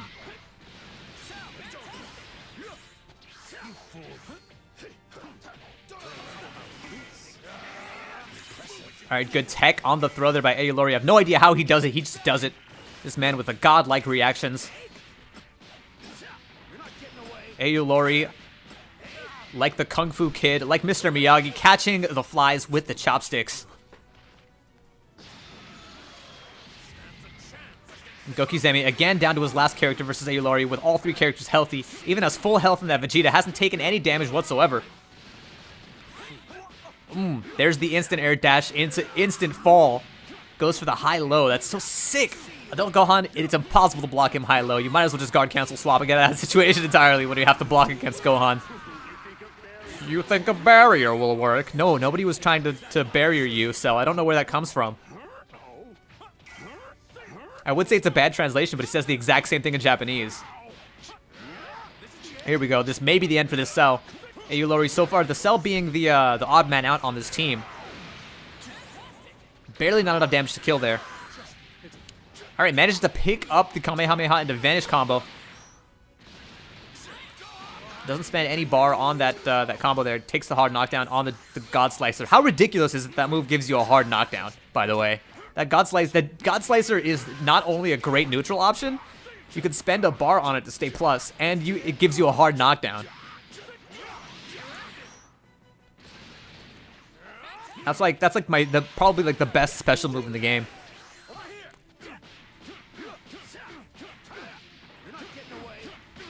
You're not getting away, says Aulori's Adult Gohan, and that's going to be the kill there. Kamehameha. Not father and son. Brother, the sibling Kamehameha. It's going to finish it out there for Aulori. Moving on into winners finals. You really are incredible, Vegeta. Nothing gets by you. Vegeta is in fact incredible in spite of the fact that he did nothing except for come out with some key barrages for the duration of that match. Alright, just like that, Aulori takes a 2-0 over Gokizeme, and Elises takes a 2-0 over Weird Pumpkin.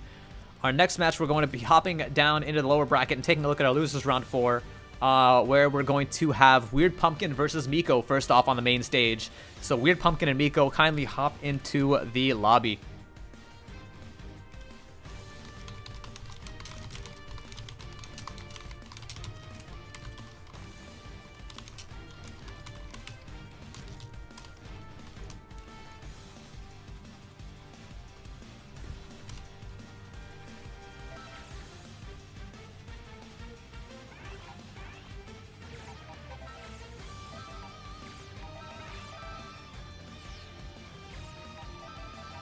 There we go.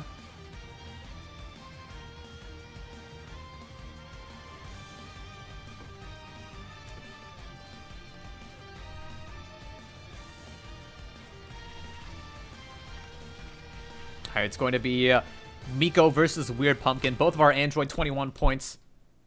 Let's see how this goes. Who has the stronger 21?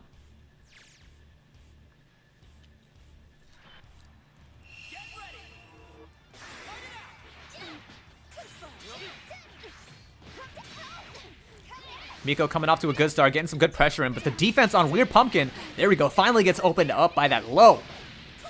But that was some pretty immaculate defense on Weird Pumpkin's part to begin with. Connects with the raw Vanish. Ooh, the instant dive kick. Unfortunately, dive kicks are not overheads, and they never have been.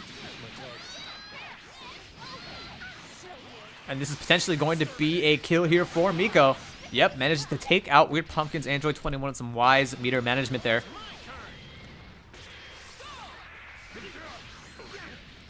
Ooh, connects with the the rocket hands into Vanish, but doesn't pick up anything off of that. Not sure why he didn't get the wall bounce, actually. There's the scoop. Basket Robbins today. We are picking up scoops. There's the dunk as well. Again, the level 1 DHC to guarantee that kill. Very wise meter management out of Miko. Call him Meterco. Weird Pumpkin with the trademark instant air dash down heavy. I'm still not sure whether that's happening on purpose or I'm not sure what the goal is there.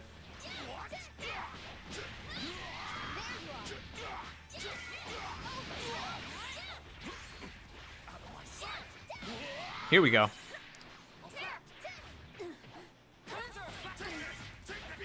Weird Pumpkin manages to connect with a 2M. This is going to be huge damage. Look at all that red health. Oh, that optimal starter plus sparking means that that's going to be a lot of damage. Android 21, I hope she was ready for that. There's the Vanish pickup. Good damage here, but can't kill. Try to block this. How inconsiderate of Hit to tell you to try and block something when you're already getting hit stun. That's just dirty. That's just BM. Weird Pumpkin finally deflects to get hit off of him. Connects with an air dash heavy, but isn't able to pick up anything off of it. This is going to be an uphill battle for sure out of Weird Pumpkin. No sparking, but does have a lot of meter, which means raw final flash. Anybody? Here we go. Manages to get some damage on the board. Out of my sight, come back. You're wide open. Snap back for Android 21, but unfortunately that snapback's not going to do anything. You had better continue fighting for me. If you don't, well, you know what will happen, right?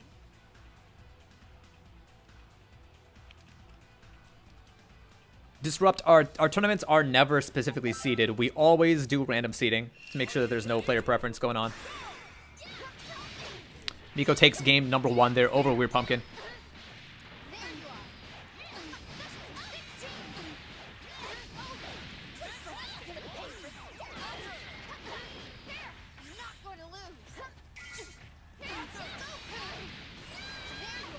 Alright, here we go. Miko with the great extension off of the Android 21 dive kick. We're using the assist. Use the second assist again to extend a little bit further.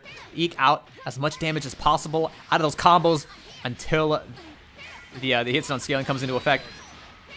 And this is looking like it's already going to be a dead Android 21 for Weird Pumpkin yet again. Pumpkin not able to show off anything with that Android 21, just immediately getting killed. Here we go. Weird Pumpkin trying to get something started with this Goku. Has the hit confirm, but goes into the overhead anyways. That is tragic. You have to learn how to hit confirm stuff in this game. Otherwise, you end up with weird reset situations like that, where you give up 4,000 damage for like 400. Android 16 in for the assist.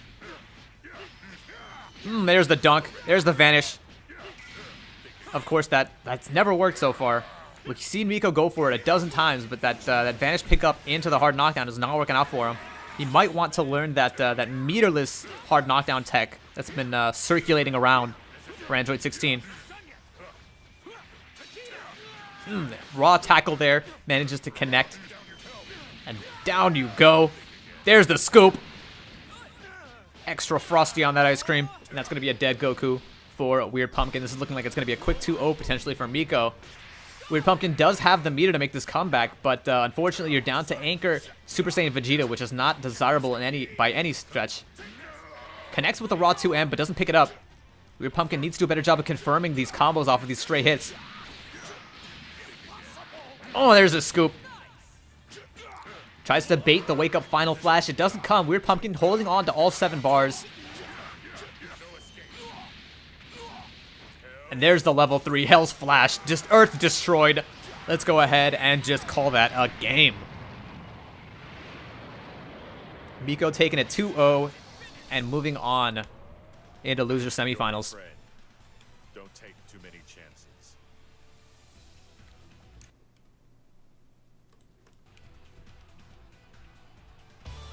All right. That was a very, very quick match. Ended really fast between Miko and Weird Pumpkin. Maybe our next match will be just as fast because our next match on stream is going to be Gokizemi versus Crash really fast. Let's see if he stays true to his name. He definitely has the record for the fastest match versus Ninja Attack last time around, but let's see if he can pull that off again. It's going to be Goki Zemi 500 versus Crash Really Fast.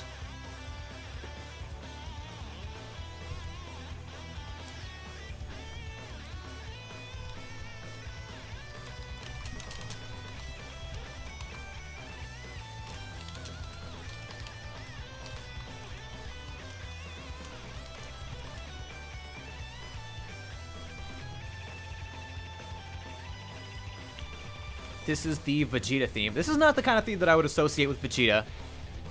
I never really figured Vegeta for like a metalhead. I always thought that you know, Vegeta would have something a little bit more like dignified, prideful. No answer from host, says Goki Zemi, which is weird considering that he was able to join last time.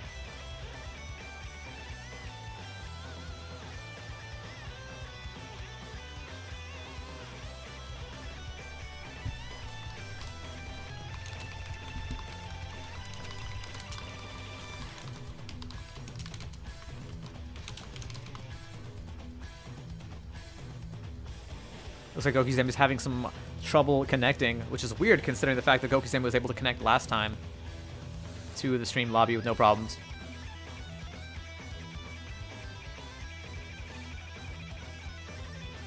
Yep, it looks like he's in here. All right.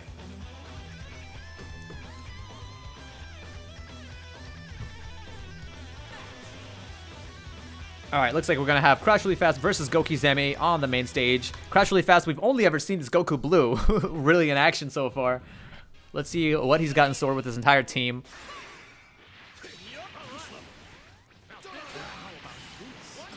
Here we go. Crash Really Fast connecting with the air super dash. Ooh, opening him up low. That's so dirty. You never know what's going to come there after that auto combo. Is it going to be the low or the low overhead? Ideally, you should just still be blocking low and try to react to that overhead animation as it is slow enough to react to. Ooh, okay. Goki's going to be trying to go for some really dirty stuff. The instant air dash forward into fall, into low. Unfortunately, Crash Really Fast is not going to sit there and wait around for all of that. Manages to press a button and opens up Goki Zemi. Ooh, gets opened up low. Speaking of opening up. Crash Really Fast getting opened up like a can. If you don't want to die, get out of the way. There's the Tri-Beam to finish off that Goku Blue. Get him out of the picture. And just like that, Goki Zemi is off to a good lead.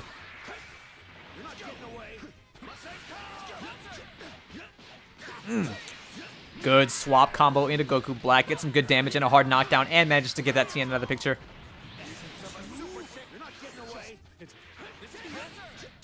Ooh, okay. Connects cross up with that that super dash. That was a little bit interesting. I'd be very mad if I was Crash Really Fast and that happened to me. You vanish and then get hit by a super dash going the wrong way. Good 2H on that raw vanish. That's not going to work here. And that's a dead adult Gohan. Goku Black sitting with nothing but blue health. You connect with anything invincible in this game. Even if you combo out of it, that is all going to be blue health. Good hard knockdown there. Goku Black now sitting on tons of blue health. Oh my god, if he dies with this, this could be the start of a comeback for Crash Really Fast. Ooh, that's gotta hurt. Goku Zemi is still at an advantage, but much less so now considering that he just lost his point character with 70% blue health. Ooh, gets the upward smash on the 2H, but doesn't do anything with it. There's another 2H. Oh no, this has got to hurt. Crash Really Fast, yeah, is forced to activate Sparking there. A third 2H. Crash Really Fast employing one too many super dashes here, and Goki Zemi is ready for them every single time. Good chicken block on the EX air kicks. Takes his turn, just waits patiently for that chance, for that opportunity. But then drops that combo. He missed his chance to blow. That opportunity came once in a lifetime. Here we go. There's more. Crash Really Fast putting on the hurt on this TN. Just needs one more combo, one more confirm to kill him. Does have the meter to make it happen, but this might be the end here for Crash Really Fast with a level 3. Even a level 1 could potentially do the trick. You don't want to die, get out of the way. Goes for the potential unleash just for safe measure. And there we go. That's game 1 to Goki Zemi. Oh yeah, Adult Gohan is godlike. He is definitely he's in my opinion, Adult Gohan is the best anchor in the game.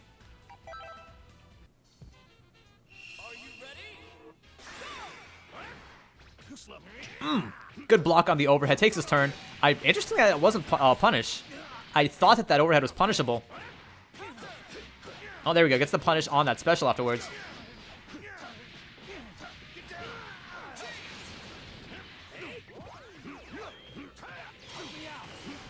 Ooh, good forward dash to keep that block string going, even not in the corner.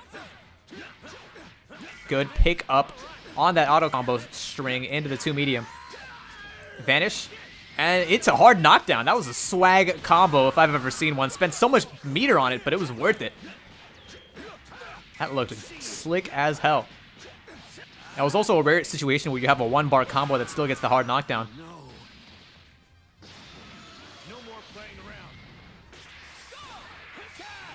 Interesting calling Adult Gohan Owlhan, because Owl means blue. So just call him Blue Han. Just call every character with an extended name Blue Han. Just put blue in it to shorten it. We got Blue Vegeta, we got Blue Ku, and we got Blue Han.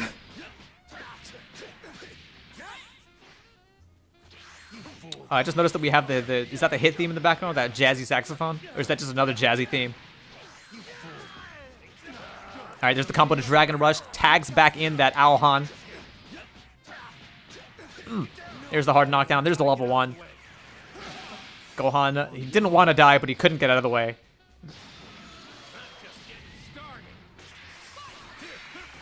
We'll get Gohan Blanco. Yeah, exactly. Ooh, the Vanish Happy Birthday, but he doesn't pick up off of it. Ooh, I saw him stand there, but unfortunately he still got hit by the overhead somehow. Probably pressed a button. Giant smash. Happy birthday to you. Your present is this level 1. Look at all that blue health that Goku Black just took. That has got to hurt. Tien's just going to sit back and let that blue health recover. The timer is now in your favor because you want to recover that blue health on Goku Black before you have to switch into him. Sparking might be a great idea right now, actually. No, instead he tags into Goku Black, loses a bunch of the blue health on him in the process. But he considers the trade-off to be worth it. However, Goku is going to want to use that Sparking sooner than later. Oh, unfortunately, he pressed the 2H a little bit too early, gets opened up by the Vanish. But that's a dead Blue Ku. Beat me, says Goku Blue.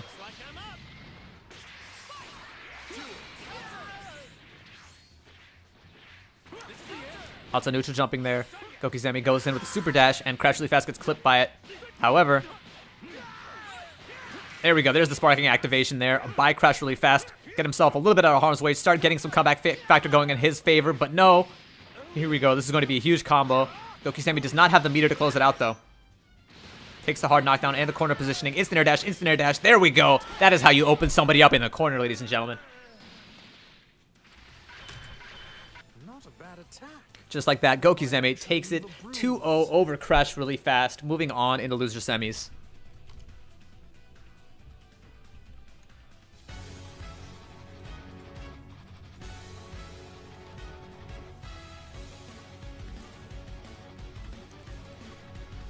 All right, our next match on stream is going to be our loser semifinals game. It's going to be top 4, meaning that all matches from here on forward are going to be first to 3. That is best of 5. That means you have to beat your opponent 3 times in order to move on, which means that these players are going to be having an extra long chance to fight one another. And so our next match is going to be Miko versus Gokizemi. It looks like Gokizemi is all set, ready for his next match.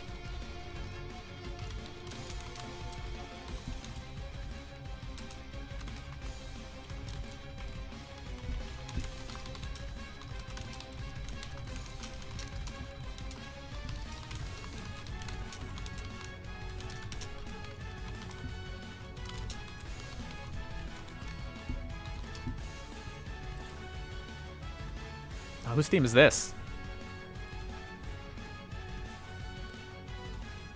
Oh, this is the black theme.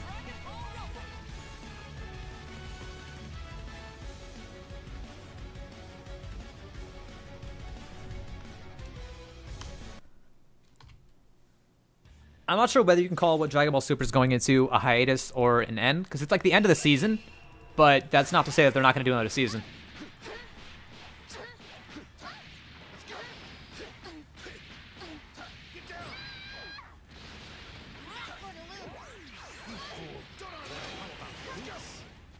There you go, Kusami. Starting it off with some good pressure. Finally getting a solid hit in with that 2H. God, those screams on Android 21 are blood-curdling. And that's going to be a dead 21 right off the bat there. Gokusame moving off to a great start. Perfect, even. Having all green health on all of his characters. Didn't even take any chip damage.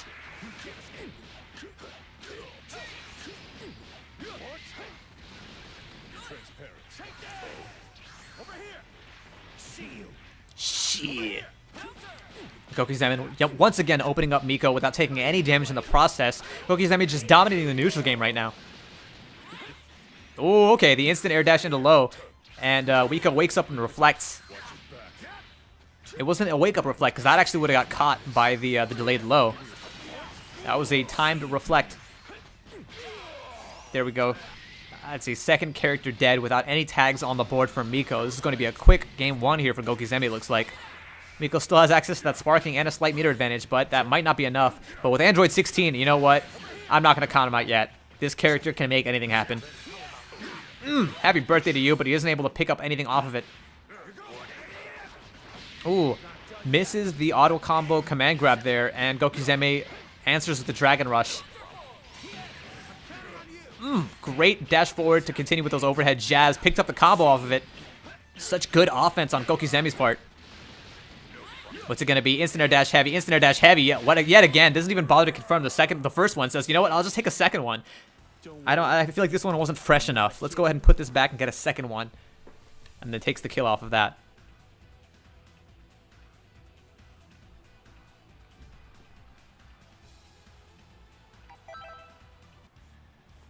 That was some KOF tech. KOF 13 stuff where you do instant air dash, where you do short hyper hop down smash or whatever that was called. Hyper hop down 4.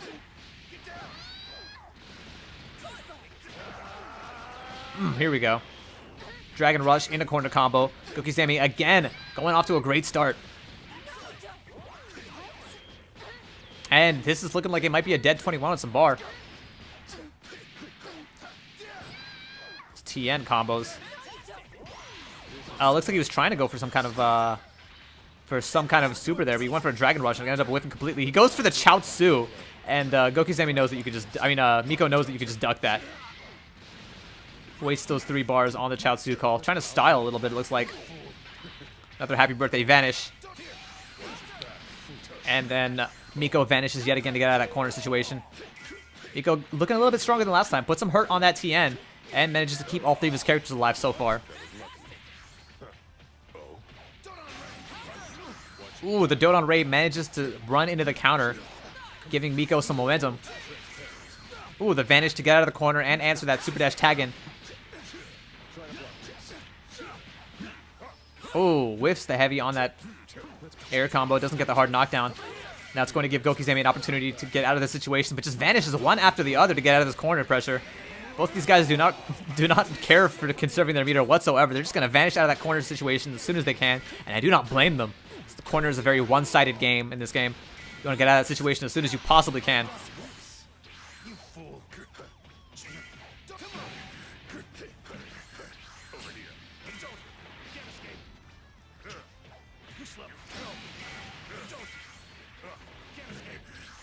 Alright, there we go. The vanish after the super dash. No punish on the raw tag there. Oh, huge 2H. That one sounded louder than usual because he caught hit as well. You couldn't find it behind 16's gigantic body there. There we go. Miko finally blocks that block string there. But then gets opened up low anyways with this Android 21. Gokuzame does not have the meter to close it out though. So he's going to have to take this hard knockdown and then just go in. Interesting meaty 2H there. Miko opts for the deflect. Ooh. That's actually not a bad option mid-screen. If your opponent's going to up-tech, go ahead and go for the meaty 2H. It's going to be a dead adult Gohan there. Miko finally taking a lead for the first time in this set. Oh, and this might be a dead TN as well.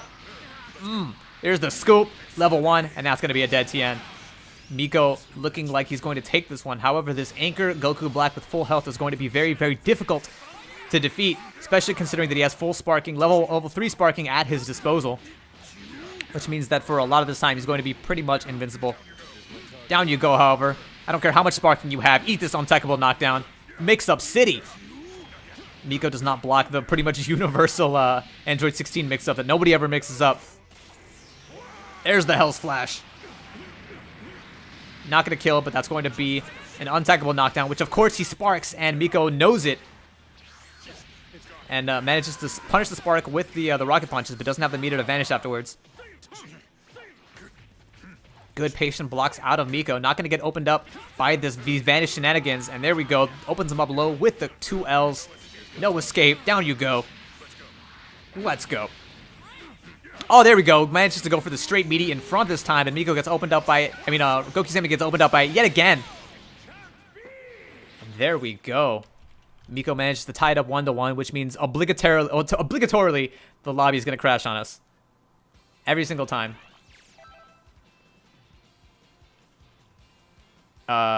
Game? You gonna work with me, game? What's going on here? It is 1-1, and it looks like our game may have frozen, so bear with us, folks. Yeah, quickly restart it, I guess. Whew. That was a new one.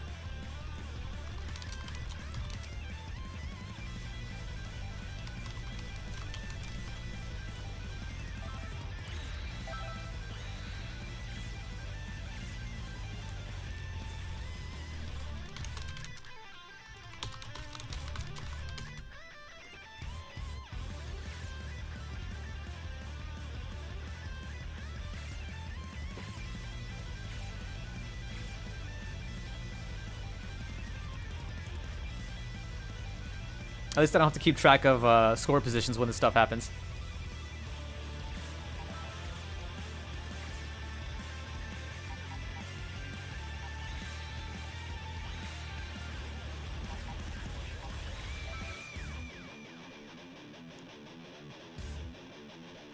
God, what theme is this? There's so many like very medley themes in this game.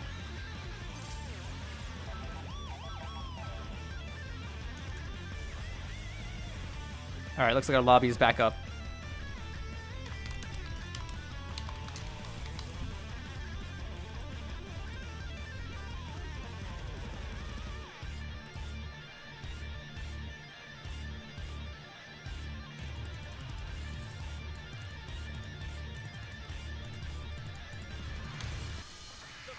Alright, let's jump back into it. Miko versus Gokizeme.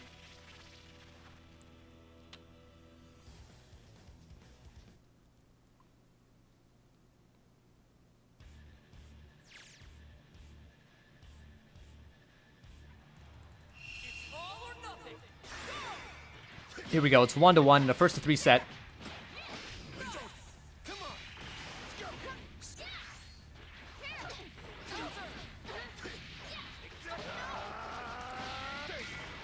All right, well, Gokizeme bring it off to a good start, connecting the Dragon Rush, which means good damage into a hard knockdown. The instant air dash into drop into opening you up low. The Adult Gohan Classic, you never know where he's gonna go. This could be potentially a kill. Maybe takes 1 DHC, and Tien is definitely the man to call. We'll go ahead and sink a little bit of health into that kill. I just realized how much hit enunciates. I just realized how much hit enunciates his T's. I will eliminate my target.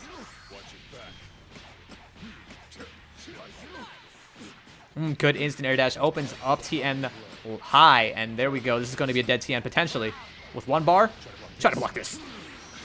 Can't block this. No match for you. Going to have to fight me now.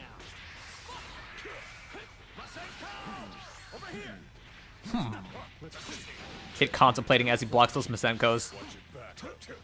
I've never seen that move before. Is that like a worse Kamehameha that you can't use in the air?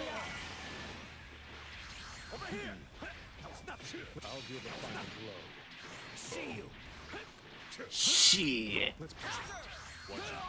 Hit managing to open up Adult Gohan with the Vanish. Confirms out of it even. Doesn't go into huge damage though. Assisting. Oh, okay. Goes for the empty instant air dash and then allows Gokizami an opportunity to press buttons, get out of that situation. Connects with the Dragon Rush. This is going to be okay damage and a hard knockdown, but I don't believe that this can kill. Oh, no, it doesn't take the hard knockdown. It drops the combo. It doesn't get the hard knockdown. But this should be able to kill.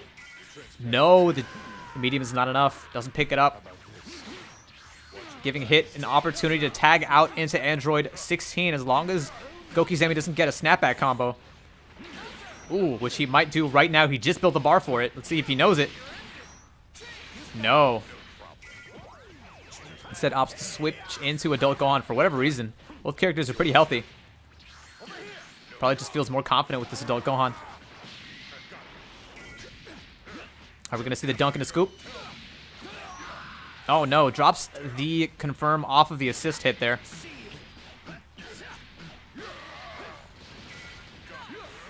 Okay, good wake up spark there. Doesn't want to eat that that low-high mix-up off of that Adult Gohan. I could very much respect that. Sometimes you want to use sparking for some of its properties aside from the health regen. And the health regen still was useful there. There we go. Sticks Goku Black's head into the ground. And now it's down to anchor Adult Gohan. Oh, wow, just the call-outs on the heavy dunk in neutral. Just manages to stick Adult Gohan into the ground and pour some hell into him. Flash that hell into the ground. Shit, Adult Gohan trying to put some work into this Android 16. I know you're my friend. Well, let's go ahead and put you away. Just like that. It is all even up. We've got Miko with this anchor hit versus Gokizemi with the still sparking Adult Gohan, but the sparking is about to run out. However, this may be a dead hit. One more level 3. Even a level 1 might. Yeah, level 3, definitely. To close that one out. And that's going to be game numero dos for Gokizemi. This is my full power. Reminder though, this is first to 3, so we've got another match.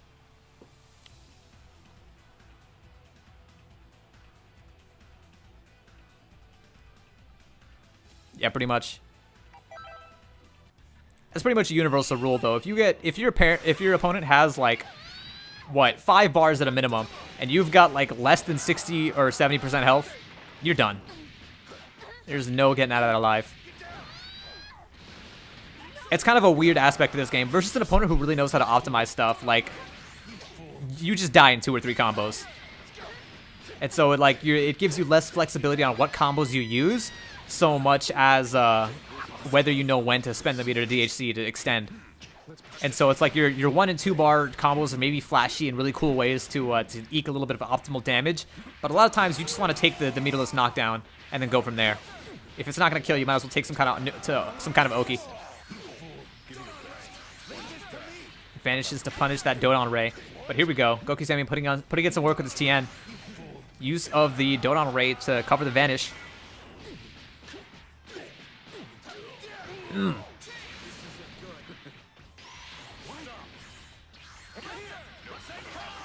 Good, use the Masenko into Vanish, picks it up for a big combo, but drops it, unfortunately.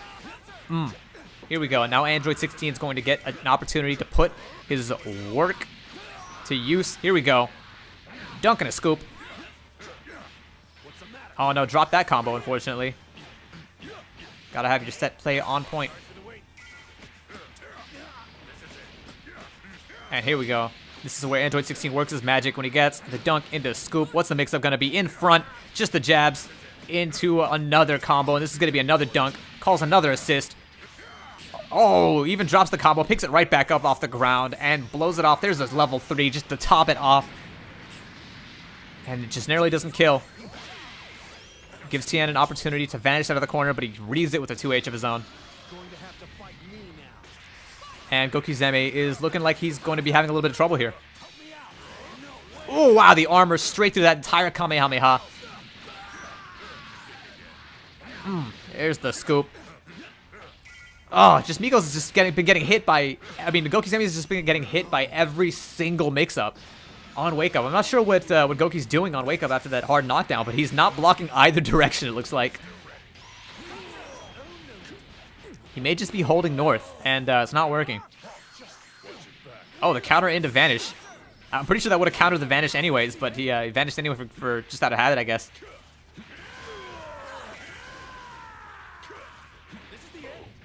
Miko trying to go for those full screen counters.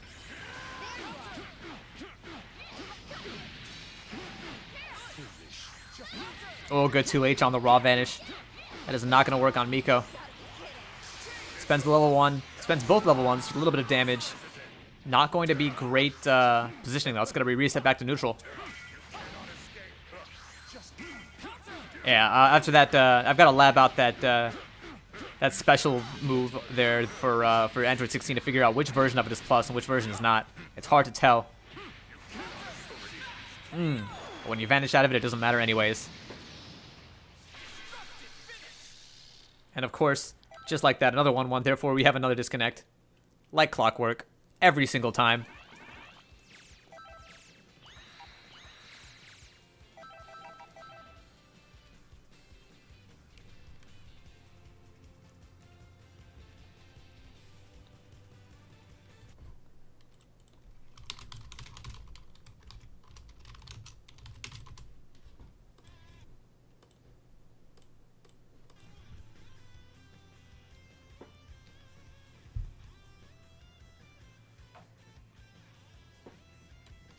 Alright, we've got one more game between both of our players. Miko versus Gokizemi. Match is currently 2-2. Let's see which one of them comes out on top and moves on into our losers finals match. Oh, apparently Kid Buu and Majin Buu have the same theme. That's kind of an interesting theme.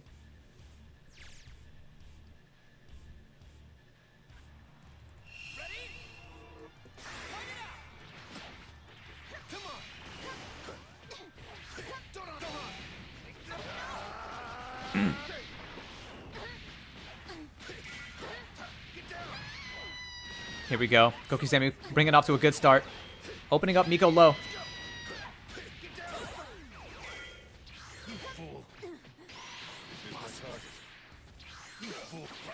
Good use of the counter there.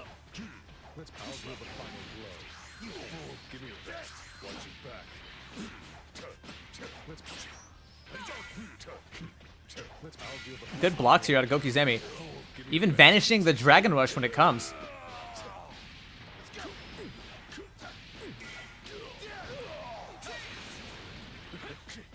Ooh, there we go. Gokizemi pulling off the instant air dash into a quick fall. Low 5L to open up Miko. And this is going to be a dead hit. Bam, taste my blade.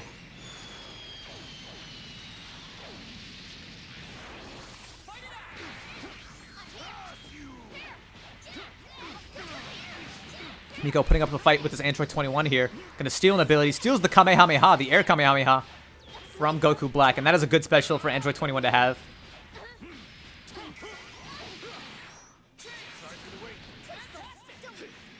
Double reflect to get the Tien off of her. However, that's still not going to save her. Miko not able to get that Android 21 out of the picture in time.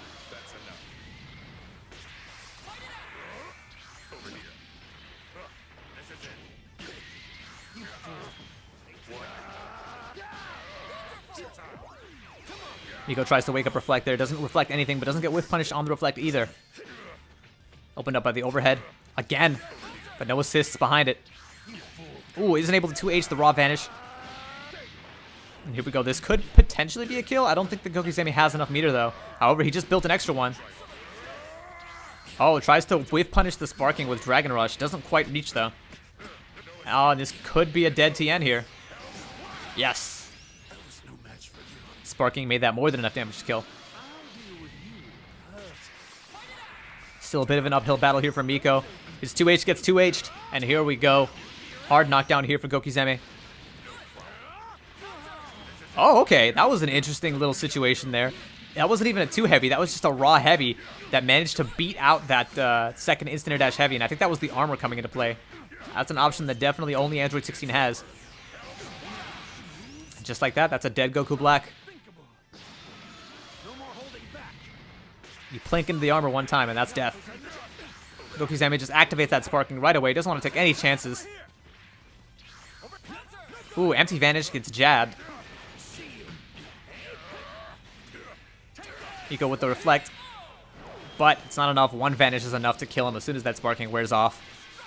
And that is going to be 3-2 for Gokizeme, who's going to move on into losers finals.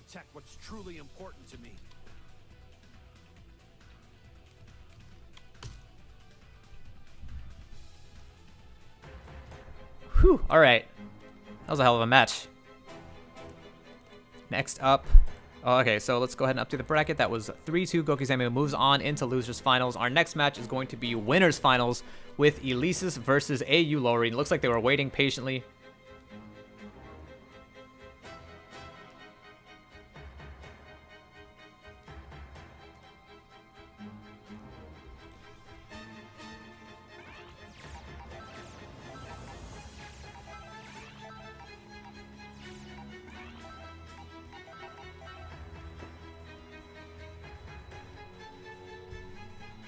Let's actually see if there's any options that I can set in order to make this glitch stop happening. Ring settings, battle rules.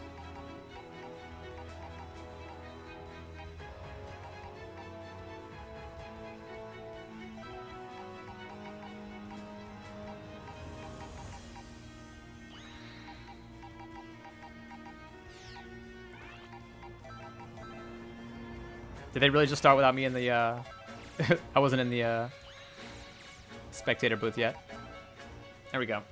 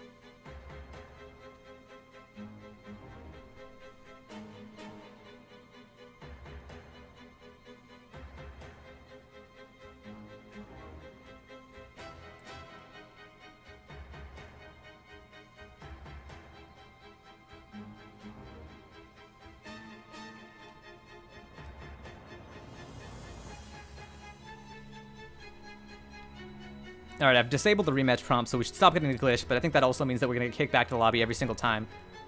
But that's probably ideal than having to restart the entire ring match.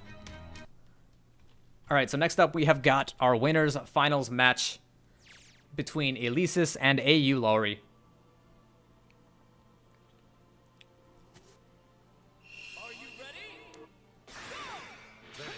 Alright, Elysis with that trademark 6 frames of delay. That potato internet, let's go. AU Lowry, used to it. Going to have to play through the lag here just a little bit. And there we go, gets opened up by the second overhead of that block string. Very hard to block all of that.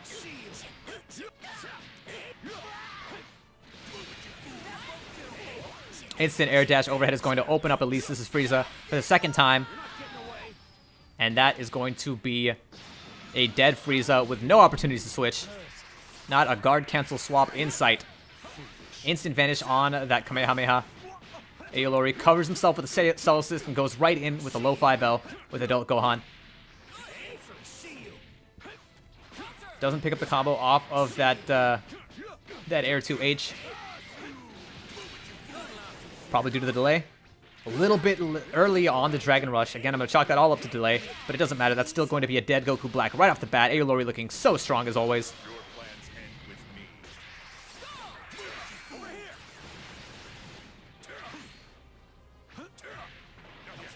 Oh no, Elisis with a super dash after the heavy on block.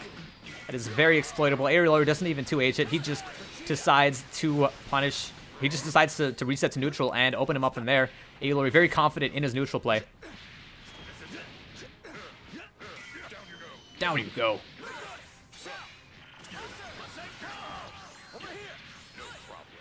Gets the vanish, but I think that because of the fact that it turned into a blue combo, he didn't get the wall bounce. I'm not quite sure what the rules are there. But yeah, level 3 to get that kill, and that's going to finish off Android 16. That's going to be game 1 for Aolori. Let's see what happens with the rematch prompt gets disabled. I'm not actually sure what happens. Do they just get kicked out of the lobby?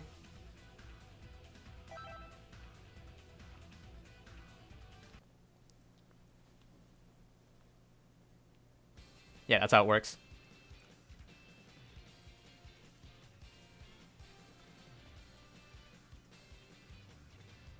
Alright, I believe that all Lisa should have to do is just hit A and then it'll go back into it. And hopefully that'll avoid the bug.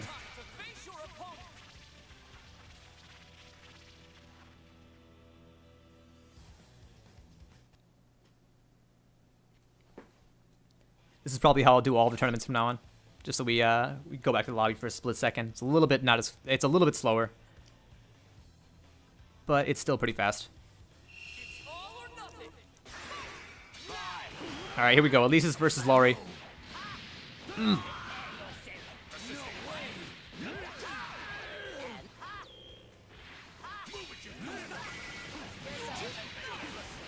Okay, this Elisis corner pressure looking up pretty good, but Aolori just patiently blocks all of it, waits for his turn, waits for the assist to go on cooldown, and then presses a button. Knows exactly when he's okay to take his turn. That is a sign of an experienced FighterZ player right there.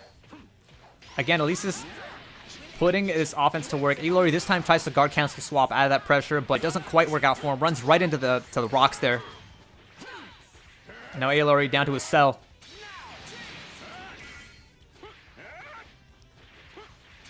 Aolori not looking too confident with the Cell neutral game here. Cell very strong character, but Aolori very recently picked him up. Here we go. Good combo there. Unfortunately, misses that overhead at the end there. Probably going for a media attempt. Another blue combo there. Elisis doesn't recover out. And as a result, that's going to be a dead Goku Black.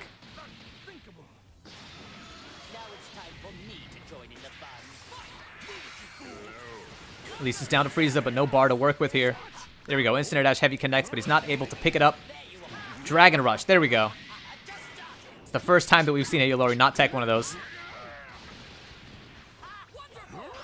Good delayed wake up there. He does not want to have to eat that safe jump instant air dash overhead pressure, and so instead just delays his wake up option there and forces Elisis to come up with some kind of offense on the fly, which of course he does not do. Very difficult to figure out how to manually time something when your opponent wakes up with a delayed wake up. You can very much still react to the wake up animation to get a meaty light, but it is absolutely something you gotta train yourself to do. Your plans end with me. Here we go. Elisis down to his Android 16, cranking up the delay to maximum, putting the router in the toaster, turning on the microwave, and here we go. Aolori not letting any of it phase him.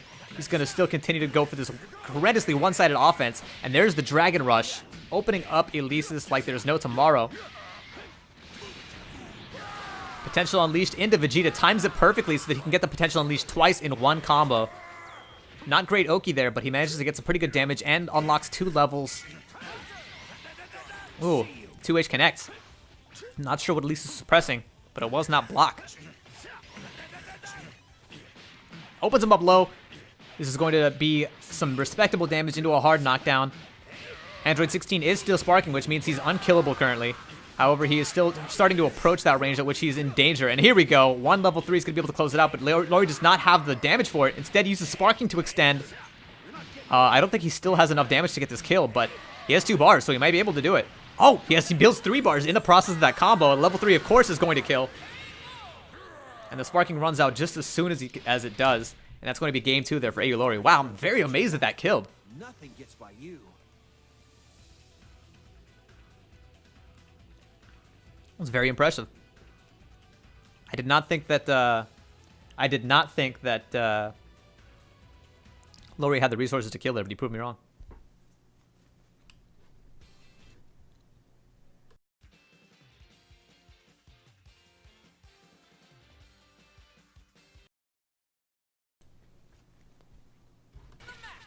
All right, here we go.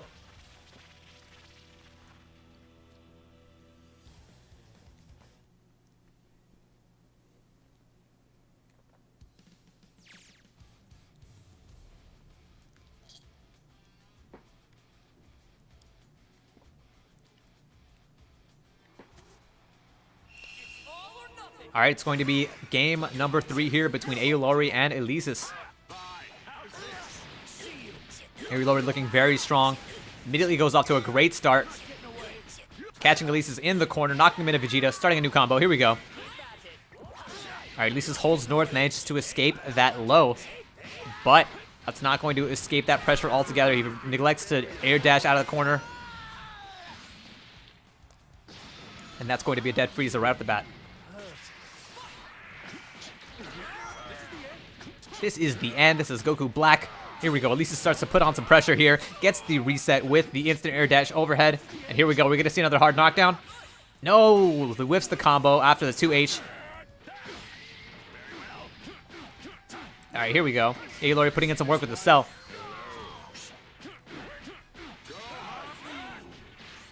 Oh, wow. Gets the reset after that, that knockdown.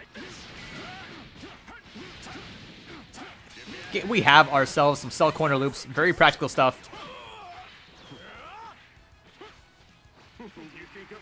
Okay, Rod level 1 in order to DHC safely.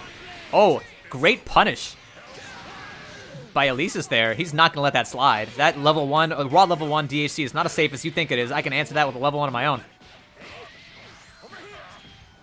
That was a great answer on Elysis' side. A lot of people think that you can spend 2 bars to get that DHC switch, and that's 100% safe, but it is not. Wow, I cannot believe that super deck connected. I'm not sure what that hit. I want to say that Aulori hit 2H too early, because that super dash was in motion for like 30 seconds there. Not really. Alright, good Masenko into Vanish. Aulori neglects to pick it up, though. A little difficult to get that 2 medium pickup. Ooh. The air heavy whiffs right over Gohan's head, but he still is able to pick up a combo there. Activates Sparking, but isn't able to pick up any further. Throw you with the wall. That's an interesting command grab. You never see that one in use. The medium command grab. 236M. Just throw you at the wall. Pick you up and chuck you. Here we go. Good Vanish. Picks it up with the 2M. Knocks you into a cell. Picks you back in. Be gone. Come back. Out of my sight. The Vegeta classic. Doesn't vanish after that Ki Barrage. Ooh, okay. Scooped out of the skies. Skies protected here by Android 16, but that Vanish is going to lead in some good damage. Lori drops the combo due to that momentum from the instant air dash jump. I mean, from the dash jump. When you dash and then jump, carry on your momentum, which can make a lot of combos drop. But there we go. Lori takes game number 3 there. Moving on into Grand Finals with not a sweat. Broken. I'm going to take a quick break and I'll be right back.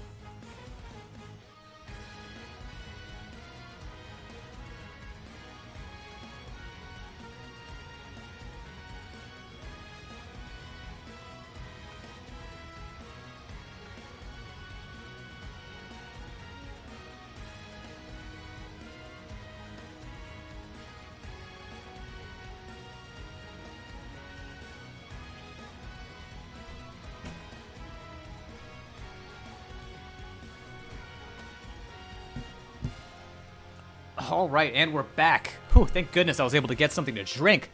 Towards the middle of that last match, I could feel something stuck in my throat. Like that feeling where like it's just like in that awkward position where you can't get it to come back up, but like you won't go down, you can't swallow it. And like I reached over for some water, but it was just empty, and I was just like, damn, this is pain, this is suffering, this is my version of hell. But it looks like we're all ready for our losers finals match, which is going to be Elysis versus Gokizeme. Let's go ahead and update our bracket here. And it looks like Elysis is in here, ready and waiting. Let's get Gokizeme in the lobby if he can join.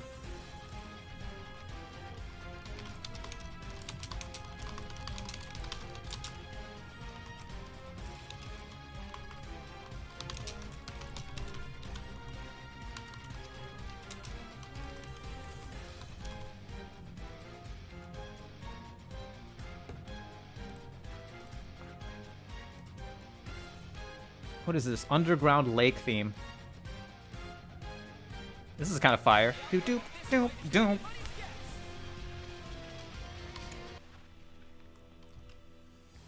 Alright, we're all set with losers finals here between Elysis and Gokizeme. This is going to be a close match for sure.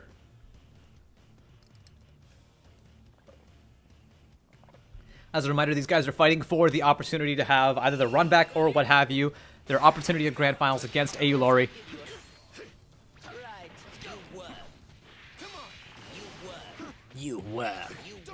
You worm. Frieza just blocking everything, calling everybody worms. That is BM Frieza. Frieza's the kind of guy who will lose to you online, find your Steam account, and then add you as a friend just so he can DM you and say, you worm, I let you in.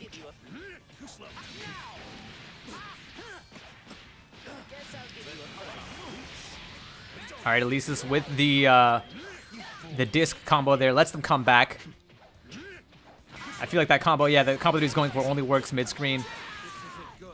In the corner, he's got to figure out something a little bit different. Ooh, big 2H, and that's going to be a dead Frieza. Oochie, oochie, ah.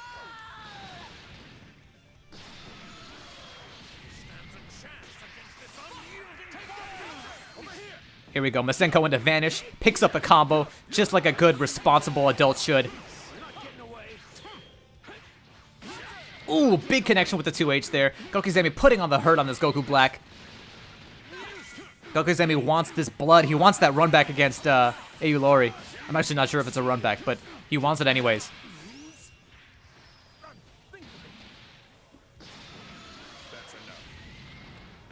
That's enough. It's time for Android 16 to come into the fray.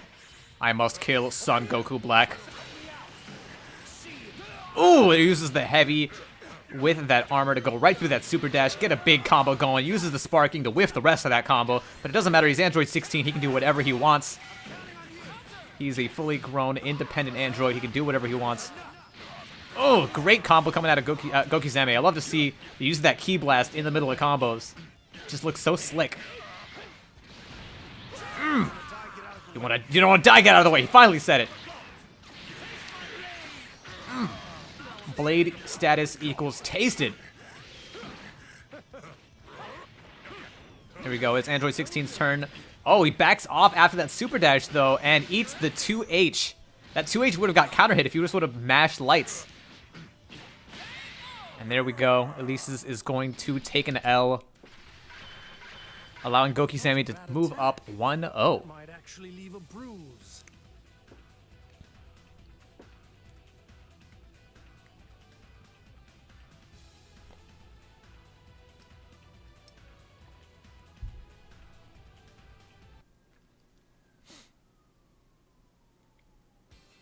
So backdashes in certain situations are very useful.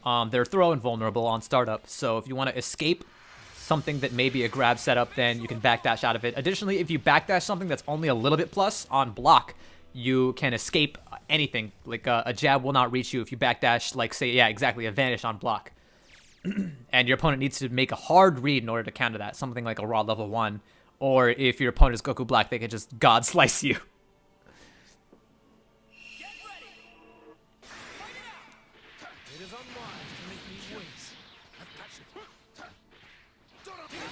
Dodon Ray, Kamehameha. Blue combo managed to hit, and here we go. Gokizeme puts on the hurt with this TN. Get down.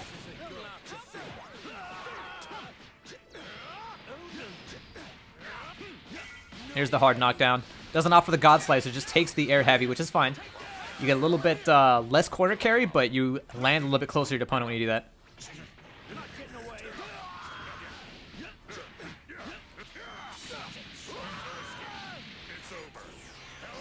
Alright, opts for a bunch of level 1s there to pick up some damage off of that hit. Fortunately, that's going to give Goki Zemi an opportunity to... Okay, I was going to say tag out, but an opportunity to straight up 2H Goku Black and then tag out. Good instant air dashes, trying to open up Elysis. Finally gets opened up low there. Picks up off the vanish, but oh, doesn't get the jump cancel. Dunk. Just lets him fall. Goes for the reset. Nobody knows how to delay that auto combo perfectly enough in order to get that command grab to still connect. That's definitely a necessary talent in order to really start using Android 18 to its full potential. Ooh, Dragon Rush, here goes. Right, big combo into the hard knockdown. Ooh, just meaty 2H. He was looking for the uptick and he found whatever he wanted. He did not pick up the combo there. He was expecting it to get blocked.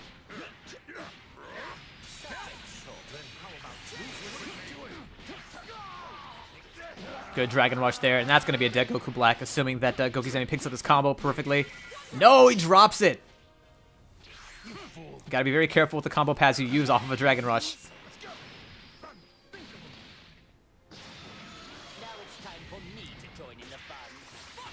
Alright, Lisa's is down to his Frieza. Whoa, he uses the Chaozu!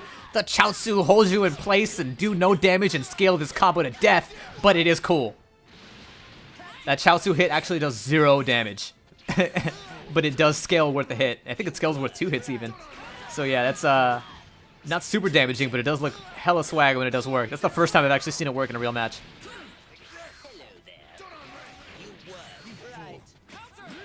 Oh no, Elysis takes his... Elysis presses buttons on that vanish on block, and when Goki Zemi just sees his turn and gets hit by that. I'm not sure what he was going for there.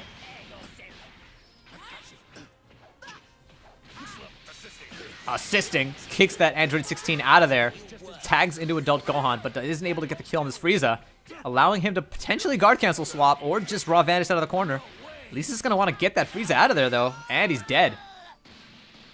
Spoke too soon. Your plans end with me, son of Son Goku. Son Gohan.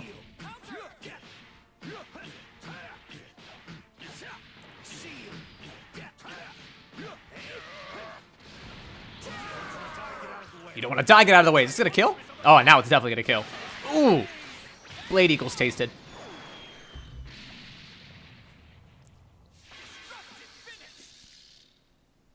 Time to reach even grander heights. That is going to be game number 2 for Goki Zemi. Very much in a hurry to get this 3-0 so he can hop back up into where he belongs in Grand Finals. Get that match versus Lori. I believe Lori said this is going to be his last tournament until he can, until that that invitational. So this is your last chance to take down AU Lori until the season finale. So if you're gonna do it, you gotta prove that you can do it here. Otherwise, you gotta wait like 4 more weeks, 5 more potentially. Yeah, I think it's 5 weeks.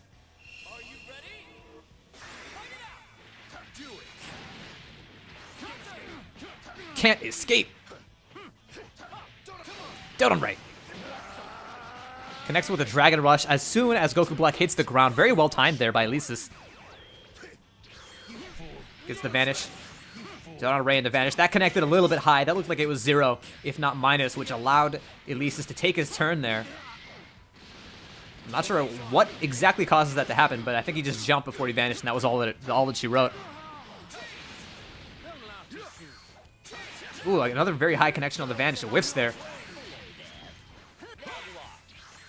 Elysis with a very hurt Goku Black in his second spot there. Goki Zemi's going to want to swap him back in if he can get in a connection with the Dragon Rush, but, oh. It's not going to happen here.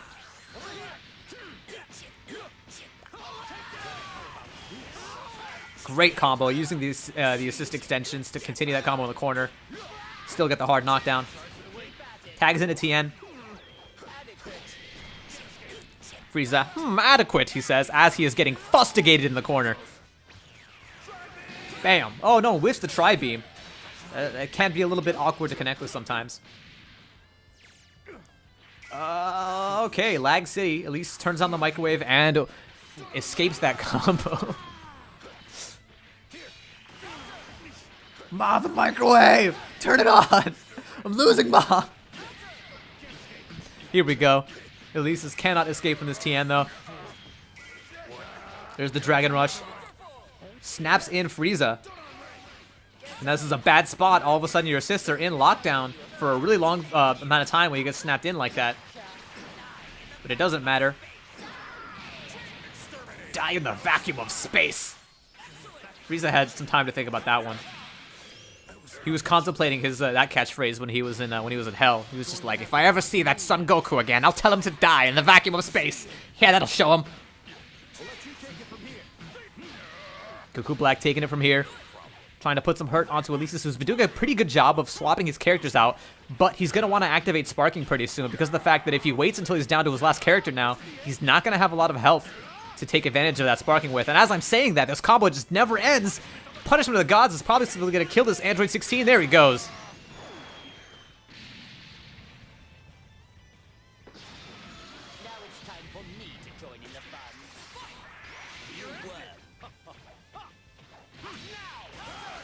Ooh, gets clipped by the Kamehameha, and of course, Elises knows how to confirm out of that. It turns into a blue combo, unfortunately. So his timing was a little bit off. But it was still a good confirm. Oh, and that's going to be a dead Frieza. Actually, no, Goku Semi does not have the bar. Nah, he just built it. That's a dead Frieza. Unless he recovers through this. No, he's not going to recover through that.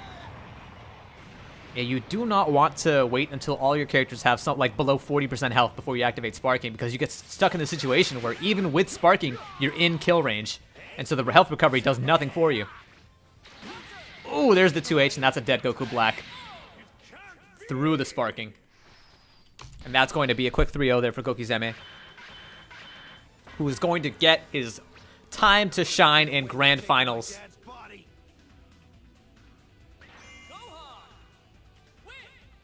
That's what you get for taking my dad's body and murdering all of us brutally in our sleeps in another timeline. But no, taking dad's body was really, oh man, that's the worst.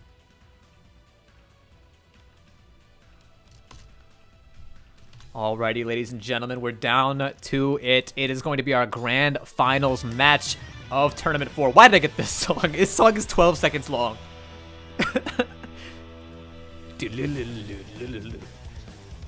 Alright, Gokizeme takes it 3-0 over Elises, which is going to solidify his spot in Grand Finals versus AU Lori, where he's going to have to win not one, but 2 first to 3 sets. Oh my god, are they already into it? What happened? Did they hit restart? No, they're back into it. Already. I don't even have time to hype it up. We're live. We're doing it live. Let's go. These guys didn't want to wait at all. They were just, let's do it. Let's do it. Let's hop into it. Grand Finals, first to 3. Let's go. Lori is in the upper bracket. Gokizeme is coming back from the lower bracket, which means he has to win not once, but twice, which has been the case every single time for Lori thus far. He has never once had to reach Grand Finals from the lower bracket. He's sailed through winners every single tournament that he's been in, and he's won 3 in a row. Let's see if he can make it 4. There we go. Gets opened up high off of that adult Gohan block string. Gokizeme has had that on lock all tournament long. He's dropped it maybe once. There's the instant air dash overhead. Lori turning the tides, dropping the combo, allowing Gokizeme to air recover out of that situation. Ooh, good 2H on the raw tag, and he has an opportunity to snap back in Adult Gohan, and there it is. He wants his blood, and now Lori is stuck with his Adult Gohan within kill range with both of his assists on cooldown, which means he has no comeback. He's no safety there. But there we go. Just like that, the assists are now no longer in cooldown, but it doesn't matter. This is going to be a dead Adult Gohan. No, he doesn't DHC in at level 1, but he still manages to get the kill on that Adult Gohan. Gokizeme is out for blood. Oh, okay. Very meaty Dragon Rush there. And when you do meaty the Dragon Rush, it's actually not ideal because of the fact that it becomes easier to see. You get more time to react to it when you immediate like that. You get something like 20 frames. Great corner combo here coming out of Gokizeme. He just narrowly doesn't have enough meter to get this kill. Maybe with a sparking he could get the kill. No, wait, Tien might be the factor they need. No, just barely not enough. Chris G would have probably activated sparking in the middle of that combo to get that kill. And now that Aolori has his opportunity to activate sparking, he can make all the comeback that he needs. And there we go, we have a dead Tien. Gokizeme's gonna have to think long and hard about whether he wants to get this adult Gohan out of there or activate sparking. This combo was not gonna kill because of the fact that it got dropped. Double vanished, empty vanish. Gets opened by the overhead part of that that cell spin. I don't even know what to call it. Vegeta tags into a Kamehameha. Big 2H connection here for Gokizeme. And Gokizeme's in a really good spot right now. He's got his adult Gohan on lock in the assist position, and he's got a full health Goku Black to work with. The technique of a god! Good use of the Kamehameha to make that 2H safe, and Aolori just gets opened up. Not sure what he was trying to do there, but he just got opened up.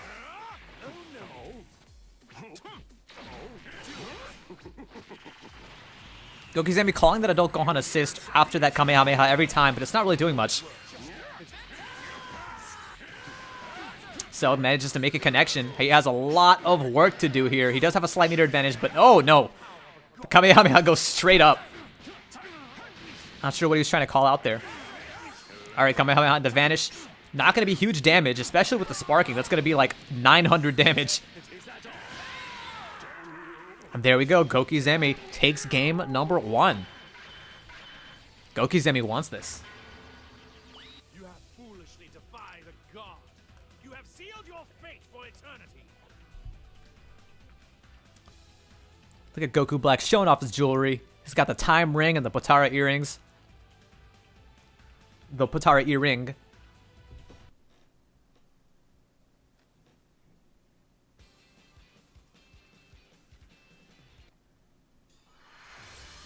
Brace yourself for the coming battle.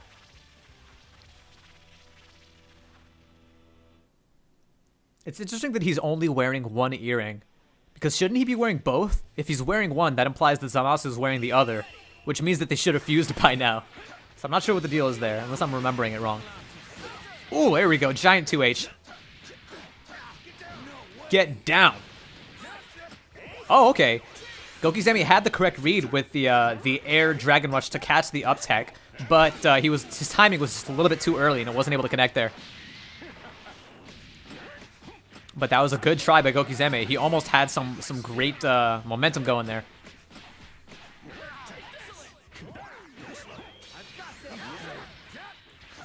I do like that Gokizeme has picked up on the habit of Aolori to up tech or delay tech. He always does one of the two.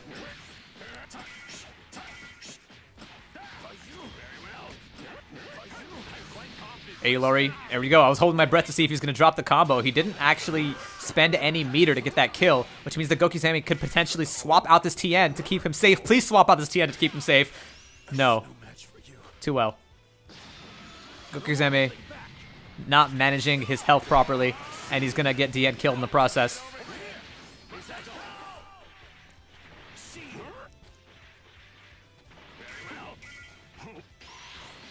Alright, good guard cancel swap by Aolori. That's probably the safest way to switch, aside from switching offensively, is the guard cancel swap. Spend 1 bar. Very difficult to punish those.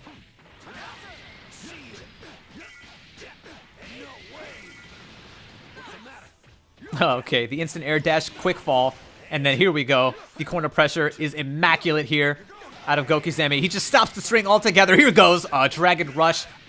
Can he kill? He doesn't have 3 bars. He's not going to be able to kill here. Instead, he's just going to take the hard knockdown. All right, good up tech into guard cancel swap out of Aolori. I would have liked to see Gokizeme try the air Dragon Rush again because that was such a good hard call out.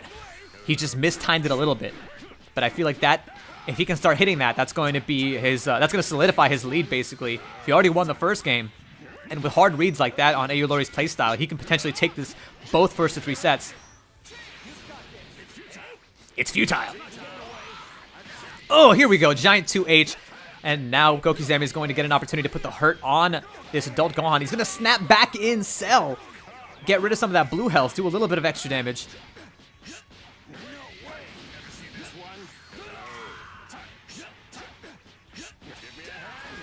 I can only sit and watch when I'm looking at Aulori's Cell combos because I never know when he's going to drop them. He's been dropping like 50% of them so far. Oh, interesting connection there with the 2H. It made the noise, but it didn't do the up smash. All right, here we go. More combo demonstration mode for Aulori. Gets it this time around. Blocks the full overhead hit on that that Cell special. The roly-poly, I guess I'll call that. And now Gokuzami all of a sudden is down to his last character with Goku Black. Ooh, the Dragon Rush was a little bit too weak this time. Didn't connect. That's going to be a dead Cell and an almost dead adult Gohan. And now this is Aulori's tendency to save Vegeta for last, sort of biting him in the ass here. Now he is stuck with Anchor Vegeta. However, he does have a lot of health on this Anchor Vegeta. And so that sparking is going to put a lot of work in. He's not going to be able to get this kill on his Goku Black. He is, however, going to want to keep an eye out for the Wake Up Spark. There it is. Didn't bait it. Gotta have awareness of your not only your health and meter, but your opponent's resources as well. And then you can start to bait stuff like that Wake Up Spark. Ooh, the instant air... I mean, the overhead into air dash cross-up was pretty sick. That's the kind of tech that I'm not ever thinking about. The empty vanish gets 2H'd. Take that, be gone! Oh no, but the 2H is going to do some huge damage with the sparking activation. Not going to be able to kill, but Aulori's going to want to spark here as well. Doesn't wake up with it, wisely enough. Doesn't want to get it baited. Aulori